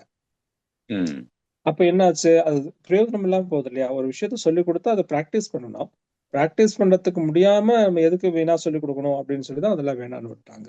நமக்கு இப்ப அதெல்லாம் தேவையும் இல்லை. ஒரு காலத்துல அவங்க எல்லாம் என்ன பண்ணாங்கன்னா, ஒரு இடத்துல இருந்து இன்னொரு இடத்துக்கு போறதுக்கு தேவைப்பட்டுச்சு. இன்னைக்கு எல்லா இடத்துக்கும் போறதுக்கு வண்டி வாகன வசதிகள் இருக்கு. அதனால நம்ம வேகமா ஏறி போயிடுறோம். அதனால அது தேவைன்னு படல. நீங்க நல்லா கவனிங்க. ஒரு விஷயம் தேவைன்னு வந்துச்சுன்னா அந்த தேவையை நிறைவேற்றுறதுக்கான ஆற்றலும் கூடவே வந்துடும். அது உண்மைதான் ஐயா, உண்மைதான். ஆனா இது வந்து அட்வான்ஸ் ஸ்டேஜ் ஆஃப் மெடிடேஷன். இது வந்து பிகினிங் ஸ்டெப் பை ஸ்டெப்பா அந்த மெடிடேஷன்லாம் நல்லா பண்ணதுக்கு அப்புறம் தான் இதை செய்ய முடியுமே தவிர எடுப்புல இது பண்ண முடியாது. பண்ண முடியாது. தேவை இருக்கணும். அது உண்மையான தேடுதலாகவும் இருந்துச்சுன்னா உங்களுக்கு அதுக்கான தக்க குருமார்கள் வந்து சொல்லி கொடுப்பாங்க. பட் இதுல நிறைய நெகட்டிவ்ஸ் இருக்கும். அதனால அது வேண்டான்னு சொல்லிட்டு கண்டிப்பா அவர் எடுத்திருக்காரு. கண்டிப்பா ரொம்ப நெகட்டிவ்ஸ்னா இப்ப நீங்க வந்து உங்க உடம்ப மறைச்சுக்கிட்டு நீங்க எங்க வேணாலும் போகலாம். ஒரு காலத்துல வந்து அந்த மகான்கள் வந்து ஒரு நல்ல நோக்கத்துக்காக செஞ்சாங்க. இப்ப எல்லாருக்கும் இதை சொல்லி கொடுத்தோன்னு வச்சுங்க, இது தேவையில்லாம ஒரு சிரமத்தை உருவாக்கும்ல. அது பெரிய பிரச்சனை பண்ணிடும். அதனாலதான் அது வேணும் வேண்டான்னு விட்டாரு. அதான் அந்த தத்துவத்தை புரிஞ்சுக்க முடியல. அதனாலதான் கேட்டேன் ஐயா. ரொம்ப நன்றி ஐயா. வாழ்க. நன்றி ஐயா, நன்றி. வாழ்க வளமுடன். அடுத்து லக்ஷ்மணன் காந்திமதி அம்மா அவர்களை கேள்வி கேட்க அன்போடு அழைக்கிறோம். அம்மா அன்மியூட் பண்ணிக்கோங்கம்மா. லக்ஷ்மணன் காந்திமதி. அம்மா நன்றிங்கம்மா, வாய்ப்பு கொடுத்தமைக்கு. வாழ்க வளமுடன் ஐயா. வாழ்க வளமுடன். வாழ்க வளமுடன் ஐயா. ஐயா உரையும் கேள்வி பதிலும் மிகவும் ரொம்ப சிறப்பா இருந்ததுங்க ஐயா. நான் ஒரு யோசனை வைக்கிறப்ப ஒவ்வொருத்தவங்க கேள்வி சகோதர சகோதரி கேட்கறக்கூடிய கேள்வி அப்படியே பதில் வந்துட்டே இருந்தது. இருந்தாலும் ஒரு சின்ன கேள்விங்க ஐயா. அதாவது எப்படின்னா, இப்ப சுத்த வெளியிலிருந்து பரிமாற்றம் மனிதர்களா வந்த ஒவ்வொரு நிலையும் இப்ப ஒரு ஸ்டேஜ், இப்ப ஒரு காற்றா இருக்கிறது நீராவும், நீரா இருக்கிறது நிலமாவும் மாறுது இல்லைங்கய்யா. அந்த தன்மையை கொடுக்கறது வந்து இறைநிலை தானுங்கய்யா. இப்ப ஆண் பெண் உருவங்கள் மாற்றதும் இறைநிலை தான். பட் அதே இது வந்துட்டு இருக்கப்ப இந்த இன்ப துன்பங்கள் வந்து ஒருத்தருக்கு கஷ்டமாகவும் ஒருத்தருக்கு இன்பமாகவும் இப்படி ஒரு எண்ணலைகள் வந்து நீங்க அந்த பரிமாண வளர்ச்சினால வருது அப்படின்னு சொல்றீங்க. அதை கொடுக்கறதும் இறைநிலை தானுங்க ஐயா. இப்ப இதுல வந்து மனிதன் வந்து எந்த இடத்துல அதை வாங்கிட்டு வர்றதுனால மனிதன் அனுபவிக்கிறான். இப்ப அதுல ஏற்றத்தாழ்வுகள் வருது இல்லைங்கய்யா. இப்ப ஏன் அதை வந்து மனிதன் வந்து இறைநிலையிலிட்டு இருந்து வாங்கி இவனே அனுபவிச்சு திரும்ப வந்து அதை திரும்பி இறைநிலைக்கு போற ஒரு சூழல் வந்து இப்படி ஒரு நிலை ஏற்பட காரணம் என்னங்கய்யா? அது அதாவது இவனுக்கு தான் அதாவது ஒரு ஆணுக்கு இந்த மாதிரி பெண்ணுக்கு இந்த மாதிரி அப்படிங்கிற அந்த வேறுபாடுகள் இருக்கிறதுக்கு காரணம் என்னங்கய்யா? அது எப்படி கேட்கணும்னு எனக்கு தெரியல. அதாவது அந்த சிரமங்கள் வந்து ஒவ்வொருத்தருக்கும் உள்ள வித்தியாசங்கள் வந்து ஏன் வருதுன்னா அந்தந்த ஜீவன் கிட்ட இருக்கக்கூடிய வினைப்பதிவுகளை பொறுத்து தான் அங்க வித்தியாசப்படுது. இந்த வினையை கொடுக்கறது இறைவன் தானேங்கய்யா. கொடுக்கறது இறைவனே கொடுத்தாலும் கூட அதை வாங்கி வச்சுக்கிறது. இப்போ ஒரு சேர நம்ம மேல அடிச்சு விட்டா அதை கிளீன் பண்ணிக்கக்கூடிய தன்மை நம்மகிட்ட இருக்கா இல்லையா? இருக்குங்கய்யா. ஆனாலும் நம்ம கிளீன் பண்ண மாட்டோம்னு போனா என்ன ஆகும்? அப்போ அதை நம்ம அனுபவிக்கிற ஒரு சூழல் தான் வருது. அவ்வளவுதான். அப்போ நமக்கான அந்த ஒரு பிரச்சனை உருவாகும் போது அந்த பிரச்சனைக்கான சொல்யூஷனும் நம்மகிட்ட இருக்கு. இருந்தாலும் அந்த சொல்யூஷனை வந்து நம்ம கண்டுபிடிக்காம அந்த பிரச்சனை மேலேயே பிரச்சனையை உருவாக்கி தான் இன்னைக்கு நம்ம நிறைய சிரமங்களை உருவாக்கணும். நான் இப்ப பேசின விஷயம் எல்லாம் எவ்வளவு ஈஸியான விஷயம். இறைநிலையை தான் நாம வந்திருக்கிறோம்ங்கிறது எல்லாருக்கும் தெரியும். ஆனா இப்ப எத்தனை பேர் நம்ம அக்செப்ட் பண்ணிக்கோ, நான் இறைவன் சொன்னா யாராவது ஒத்துக்குவீங்களா? இல்ல அது அப்படிதாங்க ஐயா இருக்கு சொல்ற மாதிரி. நீங்களும் இறைவன் தான் அப்படின்னு நான் சொல்றேன். இது எல்லாருக்கும் புரியுது. எல்லாருமே இறைநிலைன்னு சொல்றோம். எல்லாரும் ஒத்துக்கிறோமா? மனதளவுல அக்செப்ட் பண்ணிக்கிறோமா முதல்ல? இல்லங்கய்யா. அப்போ ட்ரூத் இஸ் வெரி சிம்பிள் தான். ஆனா அக்செப்ட் பண்ணிக்க முடியாம வருது பாருங்க. அக்செப்ட் பண்ணிட்டீங்கன்னா நீங்களும் தெய்வம் தான். அக்செப்ட் பண்ணாம இருக்க தடுக்கிறதுக்கு காரணங்கய்யா. பண்ணாம இருக்கிறதுக்கு காரணம் தான் நமக்கு என்னன்னா நம்ம இந்த புலன் கவர்ச்சி. சில விஷயங்களை எல்லை கட்டி இதுதான் வேணும்னு நின்றுட்டு இருக்கிறோம்ல. இப்போ தவம் பண்றது இறைநிலை நோக்கின பயணம். கரெக்டா? ஆமாங்கய்யா. அப்ப இறை உணர்வு பெறதுக்கு தான் தவம் பண்றீங்க. அப்படின்னா இறை உணர்வு பெறுவதற்காகத்தான் தவம் பண்றேன் அப்படிங்கிற உணர்வோடு எத்தனை பேர் தவம் பண்றோம்? இல்லைங்கய்யா. நாம எதுக்கு தவம் பண்றோம்? இறைநிலை அடையணும்னு நினைக்கணும். பட் அது நினைக்கிறோம். ஆனா பட் அது அதல்ல நம்ம நோக்கம். கரெக்டா? நோக்கம் நம்ம செய்யணும், இறைநிலை அடையறதுக்கு தான் தவம் செய்யறோங்கிறது தான் நோக்கம். ஆனா நம்ம நோக்கம் அப்படி இல்லையே. இறைநிலை உணரணுங்கிறது நம்ம நோக்கமா? இல்ல, நம்மளுக்கு தேவைகளை பூர்த்தி செய்யறதுக்கு அப்படி அப்ப பண்றோம். நீங்க வந்து தவம் பண்றதே எதுக்கு? உங்க தேவையை வந்து பூர்த்தி செய்யறதுக்காக தான். அப்ப இங்கேயே வந்து சிரமம் வந்துருது இல்ல. யார் ஒருத்தர் வந்து உண்மையான நோக்கத்தின் வழி போறாங்களோ அது ஈஸியா போயிடலாம். அந்த நோக்கத்துக்கு போகிற வழியில எது டிஸ்டர்பன்ஸ் பண்ணுதோ அங்க தேங்கி நிக்கும் போது தானே பிரச்சனை வருது. அந்த தேக்கத்தை விடுபடுறதுக்கு நம்ம பயிற்சி எப்படி அந்த மனநிலையை திடகாத்தமா வச்சுக்கிறது வரதுக்கு கொஞ்சம் புரிதல் தான் வேணும். இப்போ தண்ணி மழை பெஞ்சு கடலுக்கு கடல் தண்ணி தான் ஆவியாகி மேகமாகி மழையா பொழியுது. அந்த தண்ணி எங்கேயும் நிப்பாட்டி வச்சாலும் அது பிச்சுக்கிட்டு எங்கேயாவது ஓடதான் பாக்குது. எங்க ஓடுதுன்னு பாத்தீங்கன்னா கடைசியில கடலுக்கு போய் சேர்ற வரைக்கும் ஓடும். அதே மாதிரி இந்த ஆன்மாவும் ஓடுவதற்கு தயாராகத்தான் இருக்குது இறைநிலை நோக்கி. விடாம பிடிச்சு வச்சுட்டு இருக்கிறோம் பற்று. ஓகேங்கய்யா. அந்த பற்று கொஞ்சம் விட்டா போதுங்க. சிறப்புங்கய்யா. அது பாட்டுக்கு ஓடி போயிடும். நன்றிங்கய்யா. சிறப்புங்கய்யா. நீங்க கவனிங்க, நம்ம இது கிடைச்சாதான் இன்பம், இந்த பொருள் இருந்தா தான் நம்ம இன்பம், இந்த நபர் தொடர்புகள் இருந்தா தான் நம்ம இன்பமா இருப்போம், இந்த குடும்பம் தான் நமக்கு இன்பத்தை கொடுக்குது, இந்த நபர்கள் தான் நமக்கு இன்பத்தை கொடுக்கிறார்கள்னு சொல்லி அங்கதான் நம்ம தேங்கி நிக்கிறோம். இதை தாண்டி போனாங்களே அவங்களாம் இன்பத்தை அடையலையா? அடைஞ்சிருக்காங்க. அதாவது இதை தாண்டின இன்பம் அதுவும் நினைச்சிட்டாங்க. அப்ப அதை நோக்கி போறாங்க. அதுதான் ஒரு பர்ஃபெக்ஷன், அது முழுமையான தன்மை அப்படின்னு யார் ஒருத்தர் போய் சேர்ந்தாங்களோ அவங்க அங்க பர்ஃபெக்டா இன்னைக்கு வரைக்கும் அவங்க அந்த இன்பத்தை அனுபவிச்சுட்டே இருக்கிறாங்க. எல்லாத்தையும் கிடைச்சது. நீங்க இன்னொரு விஷயம் கவனிங்க, எதெல்லாம் நம்ம விடணும்னு நினைச்சோமோ அதெல்லாம் விட்டவங்களுக்கு கிடைச்சிடும். கரெக்டா? பொருள் வேண்டாம்னு நினைச்சிட்டு போறாங்க, புகழ் வேணாம்னு நினைக்கிறாங்க, செல்வாக்கு வேணாம்னு நினைக்கிறாங்க. இதெல்லாம் யாரு கிடைக்குதுன்னா யாரு வேணான்னு விட்டாங்களோ அவங்க கிட்ட இதெல்லாம் அதிகமா கிடைக்குது. நம்ம வேணும்னு பிடிச்சிட்டு நிக்கும் போது அது கிடைக்கிறது. கொஞ்சம் சிந்திச்சீங்கன்னா நல்லா புரிஞ்சிடும். ஏன்னா நம்ம பெரும்பாலும் எதை வேணாம்னு நினைக்கிறோமோ அதைத்தான் அடையணும்னு நம்ம மனசுக்கு எண்ணம். ஆமாங்க. இங்கதான் போராட்டங்கள் நடக்குது. இங்கதான் அந்த போராட்டங்கள் வந்து மனசுல போராட்டம் நடக்கிறப்ப நம்மளுக்குள்ளே அது ஒரு அந்த போராட்டமா இருக்குது. அதுல இருந்து மீண்டு வர்றதுக்குள்ள சூழல் தெரியாம நம்ம தவிச்சிட்டு இருக்கிறோம். அந்த சூழலை உருவாக்குறது தான் தவம். அந்த சூழலை உருவாக்குறதுக்கு தான் நம்ம கொஞ்சம் முயற்சி பண்ணி தவம் செய்யலாம். அந்த தவம் பண்றதுக்கு ஆற்றல் வேணும்ல, அதுக்குதான் உடற்பயிற்சியும் காயல்பம். கண்டிப்பாங்க ஐயா. சொல்ற மாதிரி ஐயாவே மகரிஷி ஐயா கூட பிறந்தவங்க 8 பேர் இருந்தாலும் ஐயா தான் ஒரு இந்த நிலைக்கு வந்தாரு. அவங்க கூட பிறந்த ஒரே தாய் வயிற்றுல பிறந்தவங்களோட இது வெளியில தெரியல இல்லைங்க ஐயா. இவருடைய தன்மை தான் வெளிப்பட்டது. மாதிரி சரிங்க. சிறப்புங்க ஐயா. ஐயா நன்றிங்க ஐயா. அம்மா நன்றிங்க அம்மா. வாழ்க வளமுடன். நன்றி ஐயா. மிக சிறப்பு. அடுத்து ராஜலட்சுமி அம்மா அவர்களே கேள்வி கேட்க அன்போடு அழைக்கிறோம். அம்மா அன்மியூட் பண்ணிக்கோங்கம்மா. ராஜலட்சுமி அம்மா கேளுங்கம்மா. ராஜலட்சுமி அம்மா கேளுங்க. வாழ்க வளமுடன் அம்மா. வாழ்க வளமுடன் ஐயா. ஐயா வாழ்க வளமுடன். போயிடுச்சு சார், புரிஞ்சிடும். இன்னும் சார் நிறைய பேரோட தான் பிறக்கிறோம். ஒருத்தவங்க முன்னாடி போறாங்க, ஒருத்தவங்க பின்னாடி வரோம். இன்னும் நம்ம எப்போ கடப்போம்னு நினைக்கிறோம். இந்த வினைப்பதிவு அவங்க கழிச்சுட்டு போயிட்டாங்களா இல்ல நம்ம கழிக்காம தவிக்கிறோமா, இன்னும் எத்தனை காலம் இது நீளும் அப்படிங்கிற சிந்தனை வருது. இல்ல நம்மளும் முயற்சி தான் பண்றோமே ஒழிய அதுல உண்மையான நோக்கத்தோட பண்ணீங்கன்னா போயிடலாமா. நோக்கம் ஒண்ணுதான், ஆனா அந்த நோக்கத்தின்படி நாம யாரும் செய்யலாம். இதுக்குதான் இப்ப முன்னாடி இவர்கிட்ட பேசும்போது கூட நான் சொன்னேன் இல்லையா, எல்லாரும் இறைநிலை நோக்கி போகணும் தான். கரெக்டா? எல்லாரும் இறைநிலை நோக்கி தானே போகிறதுக்கு தானே தயாரா இருக்கிறோம். நான் கேட்கறது புரியுதா? இறைநிலை நோக்கி போறதுக்கு தயாரா இருக்கிறோம்ல.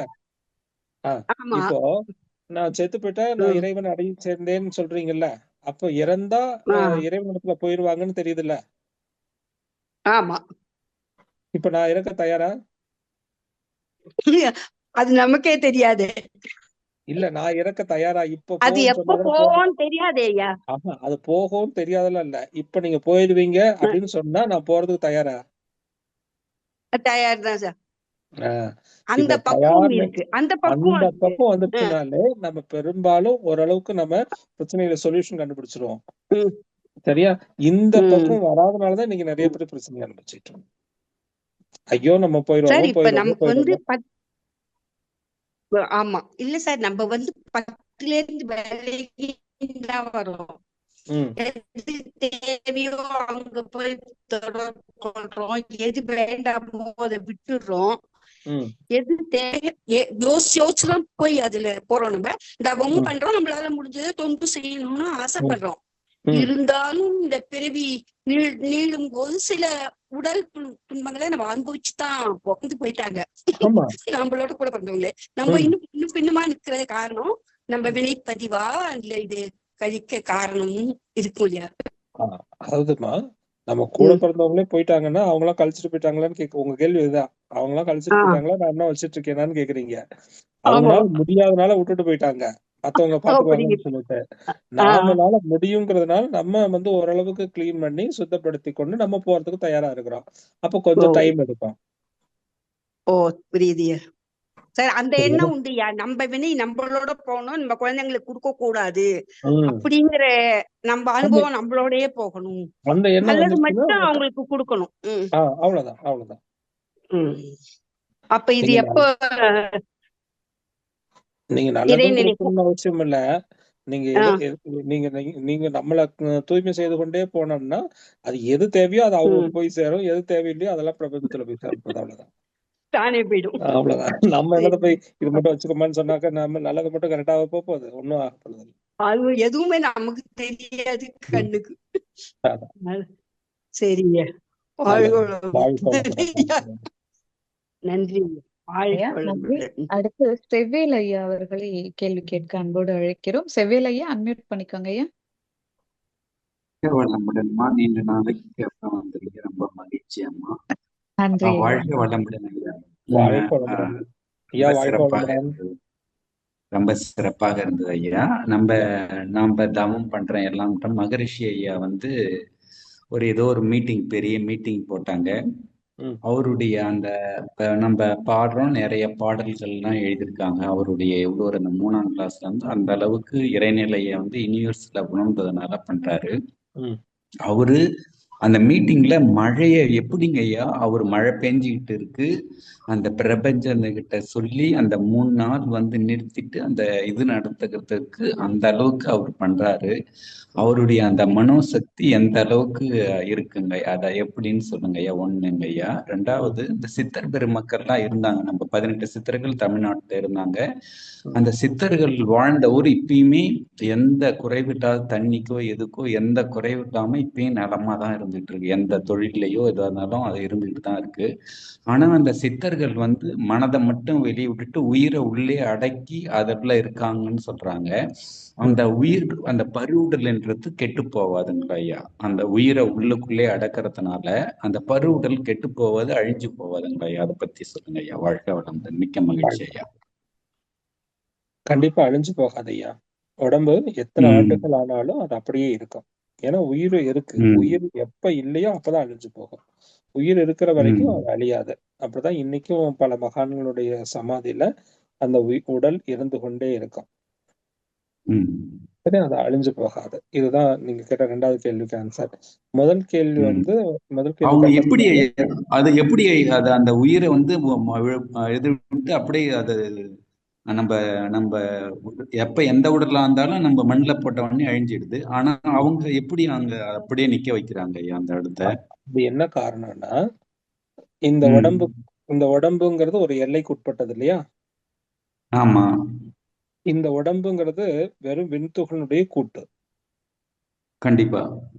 அந்த விண்துகள் தான் இந்த பிரபஞ்ச வெளி முழுக்க இருக்கும்போது அது பேர் மகாகாசம். கரெக்டுங்க ஐயா. நம்ம உடம்புக்குள்ள இருக்கிற போது சித்தாகாசம். ஆமாங்க ஐயா. அப்ப இந்த எல்லைய விரிச்சு அவங்க பிரபஞ்சமே இந்த உடம்புனுடைய எல்லையாக மாத்திக்குவாங்க. இந்த பிரபஞ்சமே உடம்போட எல்லையா மாத்திக்கிட்டா இந்த பிரபஞ்சத்துக்குள்ள இருக்கிற ஆற்றல் அவ்வளவும் இந்த உடம்புக்குள்ளேயும் இருக்கும்ல. கண்டிப்பா இருக்கும். அப்ப இந்த பிரபஞ்சம் எவ்வளவு காலம் இருக்கிறதோ அவ்வளவு காலத்துக்கு இந்த உடல் அப்படியே இருக்கும். அது புரியுதா? புரியுதுங்க புரியுதுங்க. அந்த காந்தம் அந்த அளவுக்கு அப்படியே வான்காந்தத்தோட மிங்கில் பண்ணிடும். மிங்கில் பண்ணிடுவாங்க. அப்படி நிலைப்படுத்திட்டாங்கன்னா அது என்னைக்கும் அப்படியே இருந்துட்டே இருக்கும். இதுதான் நல்லதுங்க. அப்புறம் இன்னொரு மகரிஷி ஐயா வந்து அந்த அவரும் அதே மாதிரி அந்த பேரிகாண்டத்துல இருந்து அவருக்கு எப்படி அந்த அலை இயக்கத்து மூலியமா அது கொடுத்தாருங்களா ஐயா? எப்படிங்க ஐயா? அது மழை வந்து அந்த மீட்டிங் முடிக்கிற வரைக்கும் பெய்யவே அதுக்கப்புறம் பிறந்த நாள் விழால 3 நாள் நிப்பாட்டினா தானே சொல்றீங்க? அது வந்து என்னன்னா அவருடைய எண்ணம் தான். அதாவது நம்ம எண்ணத்தால எதையும் வேணாலும் சாதிக்க முடியும். ஏன்னா பிரபஞ்சம் நம்மளுடைய எண்ணத்துக்கு செவிப்பாய்க்கும். அது நாம வந்து ஒரு பொருளோடு சேர்ந்திருந்தா அந்த பொருள் இப்ப எனக்கு ஒரு க்ளோஸ் ஃப்ரெண்ட் இருக்கான்னு வச்சுங்க, அவன் நான் சொல்றதெல்லாம் கேட்பானா கேட்க மாட்டானா? க்ளோஸ் ஃப்ரெண்ட்னு நமக்கு கேட்பாங்க. இப்ப நீங்க எனக்கு ரொம்ப க்ளோஸ் இல்லையா அப்படின்னா இதை செய்யுங்கன்னு சொன்னா செய்வீங்கல்ல? அதே மாதிரிதான் அவங்க பஞ்சபூதங்கள்ல அவங்களுக்கு தனக்கு சாதகமாக மாற்றி கொண்டாங்க. அதாவது தனக்குள்ள உயிர் கலப்பு பெற்றுக்கொண்டாங்க. நம்ம உடம்புல இருக்கக்கூடிய பஞ்சபூதத்துக்கும் பிரபஞ்சத்துல இருக்கக்கூடிய பஞ்சபூதத்தையும் உயிர் கலப்பு பெற செய்தல். இதுதான் பஞ்சபூத நவகிரக தவத்துல நம்ம செய்யறோம் இல்லையா? ஒன்றி கலந்து உயிர் கலப்பு பெறுகிறேன் அப்படின்னு சொன்னோம்ல. இந்த உயிர் கலப்பு வந்துருச்சுன்னா 2 பேரும் ரொம்ப க்ளோஸ்னு அர்த்தம். அப்போ எப்ப கொஞ்ச நேரம் நில்லு அப்படின்னா நிக்கும். இது சாமி சொன்னா மட்டும் இல்ல, நீங்களும் சொன்னாலும் நிக்கும். ஆனா வேண்டியது என்னன்னா உயிர் கலப்பு வேணும். இதனாலதான் நிறுத்துறதும் செஞ்சாங்க, அதே சமயத்துல மழை வர வைக்கவும் செஞ்சாங்க. அதான் மழை தவம்னு சொல்லி கொடுத்தாங்கல்ல. ஆமா கண்டிப்பா கண்டிப்பா. கூட்டு தவத்துல பண்ணா மழை பெய்யுதுல்ல. கண்டிப்பா பெய்யுது. அவ்வளவுதான். அப்ப வந்து இந்த உயிர் கலப்பு பெற்றுக் கொள்ளுகிற போது நீங்க அதுவானா அதுவே எல்லாத்தையும் செய்யும். சரிங்க. நம்ம அந்த அளவுக்கு அந்த மனத்தை வந்து அந்த எந்த நேரமும் அந்த இறைநிலையோடு ஒன்றி நம்ம டெய்லி அதுதான் நம்ம கொடுத்த பயிற்சியை ரெகுலரா செஞ்சு அந்த எண்ணங்களை வந்து நல்ல உதவி அந்த 2 ஒழுக்க பண்போட வெயிட் பண்ணிட்டு இருந்தாவே எல்லாமே நல்ல செய்யும். சரிங்க. நீங்க எந்த பொருளை நினைச்சாலும் அந்த பொருளா மாறணும். அதுதான் தபம். நீங்க மழையை நினைச்சா மழையா மாறணும், வெயில நினைச்சா வெயிலா மாறணும். சரி. அப்படி மாறிட்டீங்கன்னா நீங்க என்னவா இருக்கிறீங்களோ அதுவே உங்களை சூழ்ந்தும் இருக்கும். அவ்வளவுதான் வித்தியாசம். சரி, ரொம்ப சிறப்பு ஐயா. வாழ்க்கை வளமுடன். மிக்க மகிழ்ச்சி. வாய்ப்பு கொடுத்ததுக்கு நன்றி அம்மா. வாழ்க்கை வளமுடன். நன்றிங்க ஐயா. ராஜாத்தி அம்மா அவர்களை கேள்வி கேட்க அன்போடு அழைக்கிறோம். ராஜாத்தி அம்மா அன்மியூட் பண்ணிக்கோங்க. வாழ்க வளமுடன் அம்மா ஐயா. வாழ்க வளமுடன் அம்மா. வாய்ப்புக்கு நன்றி ஐயா. சுத்தவெளின்னு சொல்றான், அதுல ஒண்ணுமே இல்லைன்னு வேற சொல்றான். ஒண்ணுமில்லாத ஒண்ணு எத்தனையோ ஆற்றல் கொடுத்து எல்லாவற்றையும் படைத்துக்கிட்டு இருக்குங்கிறான். எதுல இருந்து எதுவும் தெரியல. இந்த ஒரு ஸ்டேட்மெண்ட்டுக்கு மட்டும் எனக்கு ஒரு மீனிங் சொல்லுங்கய்யா. இல்லாதது உண்மையாகாது, இருப்பது இல்லாதது ஆகாது. என்ன அது சுத்தவெளியத்தான் குறிக்குதா என்னன்னு சொல்லுங்கய்யா. சுத்தவெளியதான் குறிக்குது. நீங்க சொல்லிட்டீங்க, சுத்தவெளிதான் குறிக்குது. அதான் பால் நிலைன்னு சொன்னாங்க. அது எல்லா ஆற்றலையும் தனக்குள்ள உள்ளடக்கி கொண்ட ஒரு பொருள் தான் எல்லாமாக பரிணமிக்க முடியும். சரியா? அப்போ இந்த இறைநிலைங்கிறது அந்த பிரபஞ்சத்துல இருக்கிற அத்தனை ஆற்றல்களையும் உள்ளடக்கி வைத்திருந்ததுதான் இப்ப எழுச்சி பெற்று ஒவ்வொன்றாக பரிணமிச்சு வருது. அப்ப இருந்த ஒன்றுதான் மலர்ந்தது உலகம். அதனால சாமி சொல்லுவாங்க, உள்ளது மலர்ந்தது உலகங்களாய் உயிர்களாய். உள்ளது இருந்ததுதான் மலர்ந்திருக்கிறது, இல்லாத ஒண்ணும் வர முடியாது. நம்ம சொல்றதுக்கு வார்த்தைகளுக்கு தான் சுத்த வெளி தூய வெளின்னு சொல்றோம். தூய வெளி சுத்த வெளினா அங்க ஒண்ணும் இல்லைன்னு சொல்ல முடியாது. அங்க எல்லாமே இருக்கிறது. ஆமாமா, அந்த மெய்ப்பொருள். ஆனா இல்லாதது உண்மையாகாதுன்னா ஸ்டேட்மெண்ட் என்னையா? இல்லாதது உண்மையாகாது. உண்மையாகாது அப்படின்னு சொன்னாக்க என்ன அர்த்தம்? இல்லாதது அப்படின்னாக்க ஒண்ணும் இல்லாததுதானே உண்மையாகாதது. நீங்க தான் அங்க எல்லாமே இருக்குன்னு சொல்றீங்களே. இப்போ இறைநிலைன்னு சொல்லும் போதே மற்ற இருப்பு, பேராற்றல், பேரறிவு, காலம், வளம் 4ம் ஒன்றிணைந்த பெருவெளியே தெய்வமாம் தானே சாமி சொல்றாங்க. அப்ப எல்லாம் இருக்குங்க. அப்ப எல்லாம் இருக்கிறது உண்மையான பொருள், மெய்ப்பொருள். எல்லாம் இருக்கிறதுன்னு மெய்ப்பொருள்பா. இல்லாதது உண்மை பொருள் இல்லைல்ல. இல்லைன்னு சொல்லிட்டீங்கன்னா, அங்க ஒண்ணும் இல்லைன்னு சொல்லிட்டீங்கன்னா அது உண்மை பொருளாக இருக்க முடியாது. அப்ப இருப்பது இல்லாத ஆகாதுன்னு போட்டிருக்கியா? இருப்பது இல்லாத ஆகாது ஆகாது.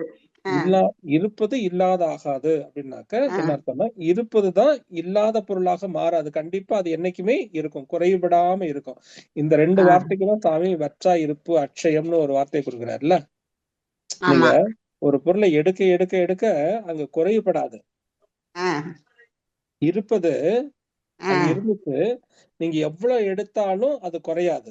அப்படின்னா அர்த்தம் அங்க இல்லாம போகாது. இருப்பது இல்லாத ஆகாது. சரியா? அப்ப சுத்த வெளியே தான் குறிக்குது அந்த 2 ஸ்டேட்மெண்ட்டும். அவ்வளவுதான்மா. இருப்பதுதான் அங்க வற்றா இருப்பு அட்சயம். எடுக்க எடுக்க எடுக்க ஊறிக்கிட்டே வருது. அப்போ அங்க எவ்வளவு எடுத்தாலும் குறைபடாத நிலையில இருக்குன்னா அதுதான் இல்லாத ஆகாது, அங்க குறைஞ்சு போகாது அப்படிங்கிற வார்த்தையை சொல்றாரு. ரொம்ப நன்றியா. வாழ்க வளமுடன். வாழ்க வளமுடன். வாழ்க வளமுடன். வாழ்க வளமுடன். நன்றி ஐயா. ஐயா அடுத்து இந்திராணி அம்மா வெயிட் பண்ணிட்டு இருக்காங்க. இன்னொரு கேள்வி கேட்குறாங்க. அது ஆமா, அதை கேட்டுட்டு நம்ம நிறைவு செய்துக்கலாங்க ஐயா. இந்திராணி அம்மா அன்மியூட் பண்ணிக்கோங்கம்மா. மிக்க நன்றி அம்மா, மிக்க நன்றி ஐயா. நன்றி ஐயா. நான் இன்னொரு கேள்விக்கு முன்னாடி பேராசிரியர் ஐயா லீலா வினோதன் ஐயா கேள்விக்கு நீங்க ஒரு விளக்கம் கொடுத்தீங்க. நான் 89ல இருந்து 92 வரைக்கும் ஆசிரியர் பயிற்சிக்கு போயிருக்கேன் ஐயா. அப்போலாம் நான் சூக்கும பயணம் பண்ணியிருக்கேன். அந்த அனுபவத்தை விவரிச்சு சொல்லவே முடியாது. அது உடலே இல்லாம அந்த உயிர் சாமிஜி சொல்லுவாங்க, பழனியில இருக்கீங்க, சாமி தரிசனம் பண்றீங்க, வீட்டுக்கு போறீங்கம்பாங்க. உள்ளபடியே அப்படியே அனுபவிக்கும். இப்ப கூட உடம்பு சிலுக்குது. அந்த மாதிரி அனுபவிச்சோம். அது நாளாவட்டத்துல அது இல்லாம போயிடுச்சு. இது எதுக்கு சொல்ல வர்றேன்னா, ஒரு அம்மா ஒரு ஹையர் செகண்டரி ஸ்கூல் மேடம் அவங்கள அழைச்சிக்கிட்டு மகரிஷிட்ட கொண்டு போய் நேரடியா சாமிஜியே அவங்களுக்கு தீட்சை வாங்கிக்கணும்னு ஆசைப்பட்டாங்க. திருவாரூருக்கு அழைச்சிட்டு போய் மொராசன் ஐயா வீட்டுல கொடுத்தாங்க, சாமிஜியே கொடுத்தாங்க. நானும் பக்கத்துல இருந்து ரீடச் கொடுத்தேன் அவங்களுக்கு. அப்படி இருக்கும்போது அவங்கள அழைச்சிக்கிட்டு நான் ஆசிரியர் பயிற்சிக்கு போறேன் ஒரு தடவை. அப்ப என்ன பண்ணிட்டாங்க, இது கிடையாது, இதெல்லாம் போய் ரொம்ப வாக்குவாதம் பண்ணுவாங்க, இது போய் இது மாதிரி எல்லாம் நடக்கிறதுக்கு வாய்ப்பே இல்லை, சூக்கும பயணம் அது ஒண்ணாது அப்படின்னு சொல்லி என்ன சொன்னாங்க. இல்ல மேடம், நீங்க அனுபவிப்பீங்க, நீங்க பாருங்க அப்படின்னு சொல்லி அவங்களுக்கு பக்கத்துல நான் பெட் படுத்திருந்தேன். 2 பேரும் பக்கம் பக்கம் படுத்திருந்தோம். பாருங்க, என்னால ஜீரணிக்கவே முடியாத உண்மை. அத எத்தனை வருஷமா ஆயிப்போச்சு, 30-35 வருஷத்துக்கு மேல ஆயிட்டு. அவங்க சொன்னதுனால என்ன ஆச்சுன்னா, எனக்கு அன்னைக்கு சூக்கும பயணமே கிடைக்கல. எவ்வளவு ட்ரை பண்ணி என்னால போக முடியல. நான் கீழே தான் இருந்தேன். சாமிஜி சொல்றது காதுல விழுது, ஆனா என் உடம்பு உயிர் எல்லாமே ஆழியார்ல இருக்கு.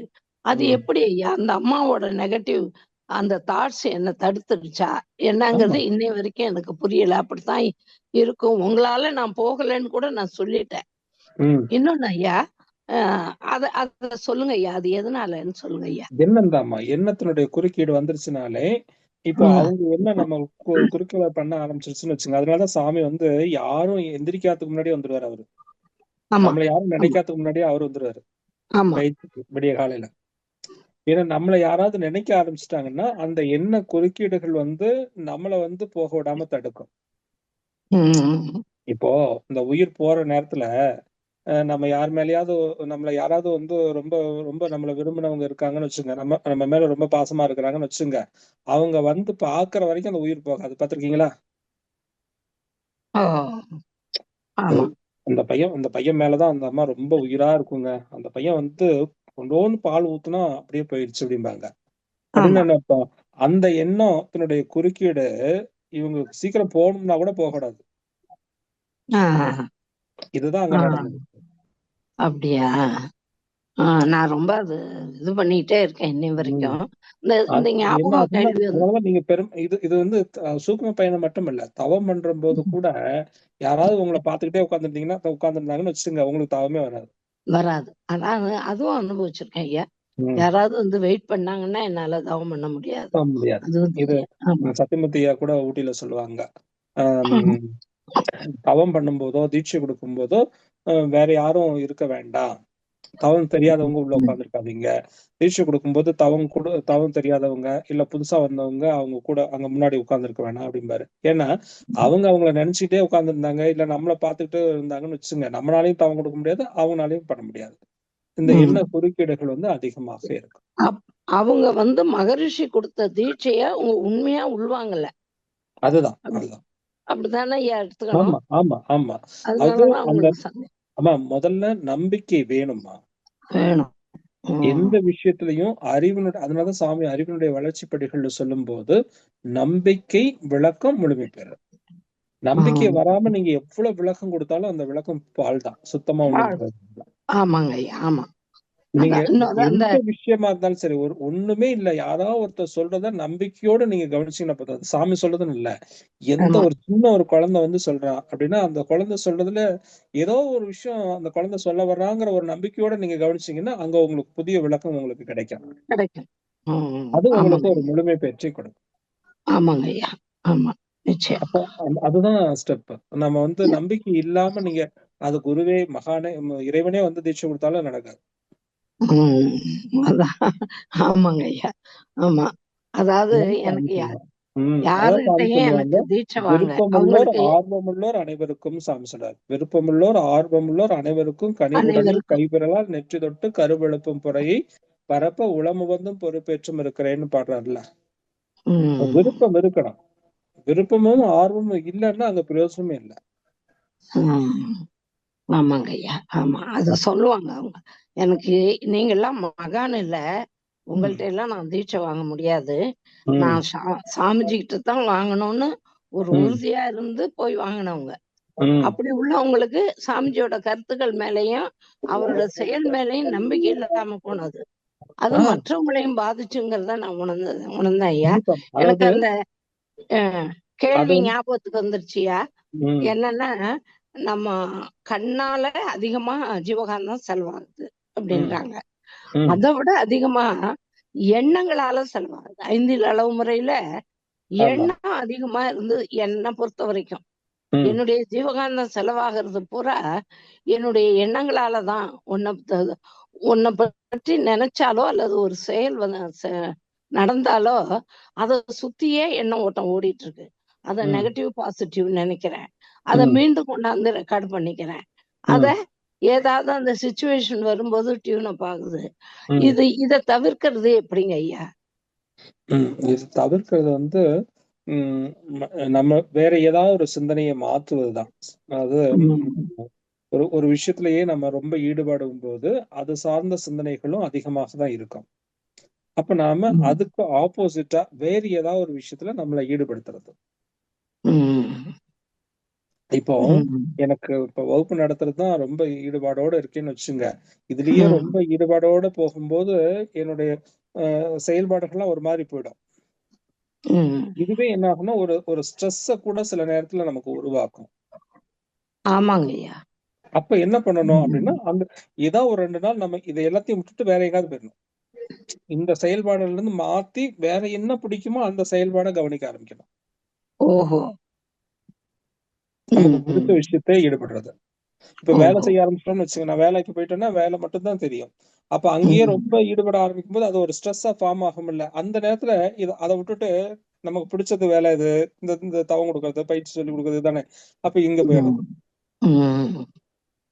அப்படி கொஞ்சம் உங்களை டைவர்ட் பண்ணணும். இதுதானே எல்லாருமே இந்த ஊரா டூர் போறதெல்லாம் வச்சிருக்கிறாங்க. அங்கங்க எங்காவது போயிட்டு வந்தாங்கன்னா ஒரு நல்ல விஷயத்த பாத்துட்டு வரும்போது அவங்களுக்கு அந்த ஸ்ட்ரெஸ் ரிலீஸ் ஆயிடுது இல்ல. அது மாதிரி வந்து இந்த ஸ்ட்ரெஸ் தான் நமக்கு பிரச்சனையை உருவாக்கும். அது ஆகாம பாத்துக்கணும். உங்களுக்கு அந்த மறுபடியும் அந்த நெகட்டிவ் தாட்ஸ் வர்றதுக்கு காரணம் வந்து ஒரு விதமான ஸ்ட்ரெஸ். அது ஆகாம இருக்கிறதுக்கு நம்ம என்ன பண்ணணும், எது பிடிச்சதோ அந்த மாதிரி விஷயத்துல நம்மளை ஈடுபடுத்திட்டே வரணும். அதுல நேரத்தை அதிகமா செலவு பண்ண ஆரம்பிச்சிடும். எடுத்த விஷயத்துல நேரத்தை அதிகமா செலவிடணும். அதே சமயத்துல அதுலயும் அளவுக்கு மீறி போனா ஸ்ட்ரெஸ் ஆயிடும். அதுலயும் அளவுக்கு மீறாம பாத்துக்கணும். அந்த எண்ணங்களுடைய அதிகப்படியினாலதான் ஐயா என்னால தவத்தை கான்சென்ட்ரேட் பண்ண முடியாத ஒரு தொந்தரவு கிடைக்குதுங்க ஐயா. ரொம்ப நன்றிங்க ஐயா. அதுக்கு கண்ணை மூடி உட்கார்ந்து செய்யறதுக்கு உங்க சிரமம் இருந்துச்சுன்னா நீங்க கண்ணை திறந்துட்டு ஏதாவது ஒரு விஷயத்த பாக்குறது. இப்போ ஒரு டிவி பாக்குறோம்னு வச்சுங்க, டிவி பார்க்கும்போது அப்படியே நம்ம இன்வால்வ் ஆகி அப்படியே டிவிக்குள்ளே போயிடுறோம்ல, அதுவும் ஒரு விதமான தவம் தான். அப்ப நல்ல விஷயத்த அங்க பாக்கலாம்ல. ஆமாங்க ஐயா. நல்ல விஷயத்த கேட்கலாம்ல, அது மாதிரி கேட்கலாம்.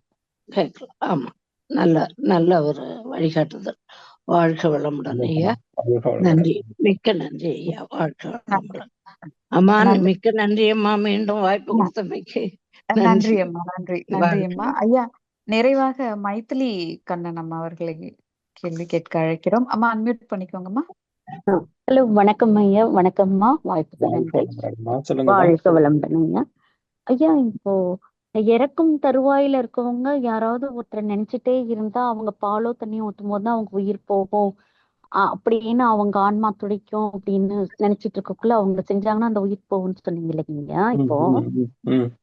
ஆனா திடீர்னு என் தங்கச்சி வீட்டுக்காரர் மேரேஜ் 2:30 மணிக்கு முடிச்சிட்டு வராரு, உட்கார்றாரு. 4:30 மணிக்கு காஃபி சாப்பிட்டு உட்காந்துருக்காரு. டக்குன்னு உட்காந்துருக்காரு, கீழே விழுந்தாரு.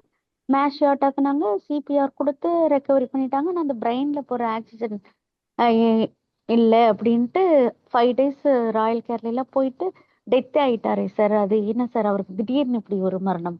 இப்போ வயசானவங்களுக்கு தான் இப்படி, சின்ன வயசு 59 வயசு சார் அவங்களுக்கு. நான் உதாரணத்துக்கு தான் சொன்னேன். நீங்க அந்த என்ன குறுக்கீடுகளுக்காக சொல்ல வரேன். நம்ம ரொம்ப ஃபைனல் ஸ்டேஜ் போகும்போது அந்த எண்ணங்கள் அந்த இறைநிலை நோக்கி இவங்க உயிர் போறதுக்கு தயாரா இருக்கும் போது ஒரு எண்ணம் குறுக்கிடுச்சுன்னா அது கொஞ்ச நேரத்துக்கு ஸ்டாப் பண்ணி வைக்கும். சரியா? இது சடனா அட்டாக் ஆகுது அப்படிங்கும் போது என்ன ஆகும்னா இவங்களுக்கு அறியாமலே அந்த உயிர் போக தயாராயிடுச்சு. இவங்க அதான் 2:30 மணிக்கு மேரேஜ் பண்ணி பொண்ணு மாப்பிள்ளை அவங்க பையன் மருமகளை வர்றாங்க. அவ்வளவு ஹாப்பியா திருப்தியா இன்வைட் பண்ணவங்க எல்லாம் வந்துட்டாங்கன்னு உட்கார்ந்துருக்காரு. அது எக்ஸ்ட்ரீம் ஹாப்பியா இருந்தா கூட இந்த மாதிரியான ஒரு மேஷ் அட்டாக் அது மாதிரி எல்லாம் வரதுக்கு உச்சம் அந்த எக்ஸ்ட்ரீம் போகுதுல. ஏஜ்டு பர்சன் சொல்லுங்க.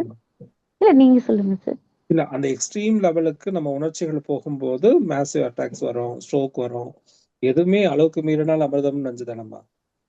அது சிபிஆர் கொடுத்து ஹார்ட் எல்லாம் ரெக்கவரி பண்ணிட்டாரு சார்.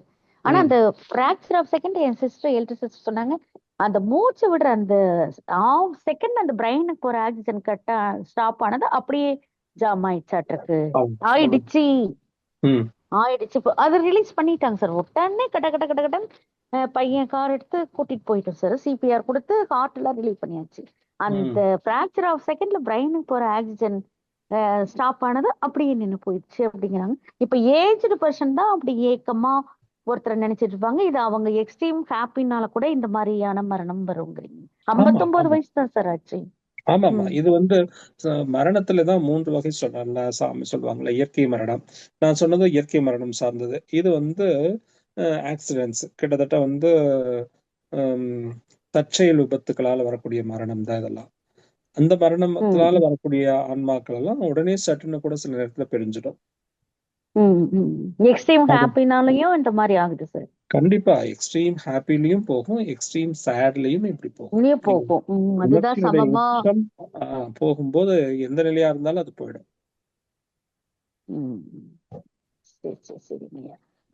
வாய்ப்புக்கு நன்றி. நல்லா ஆன்ம சாந்தி தவம் பண்ணுங்க.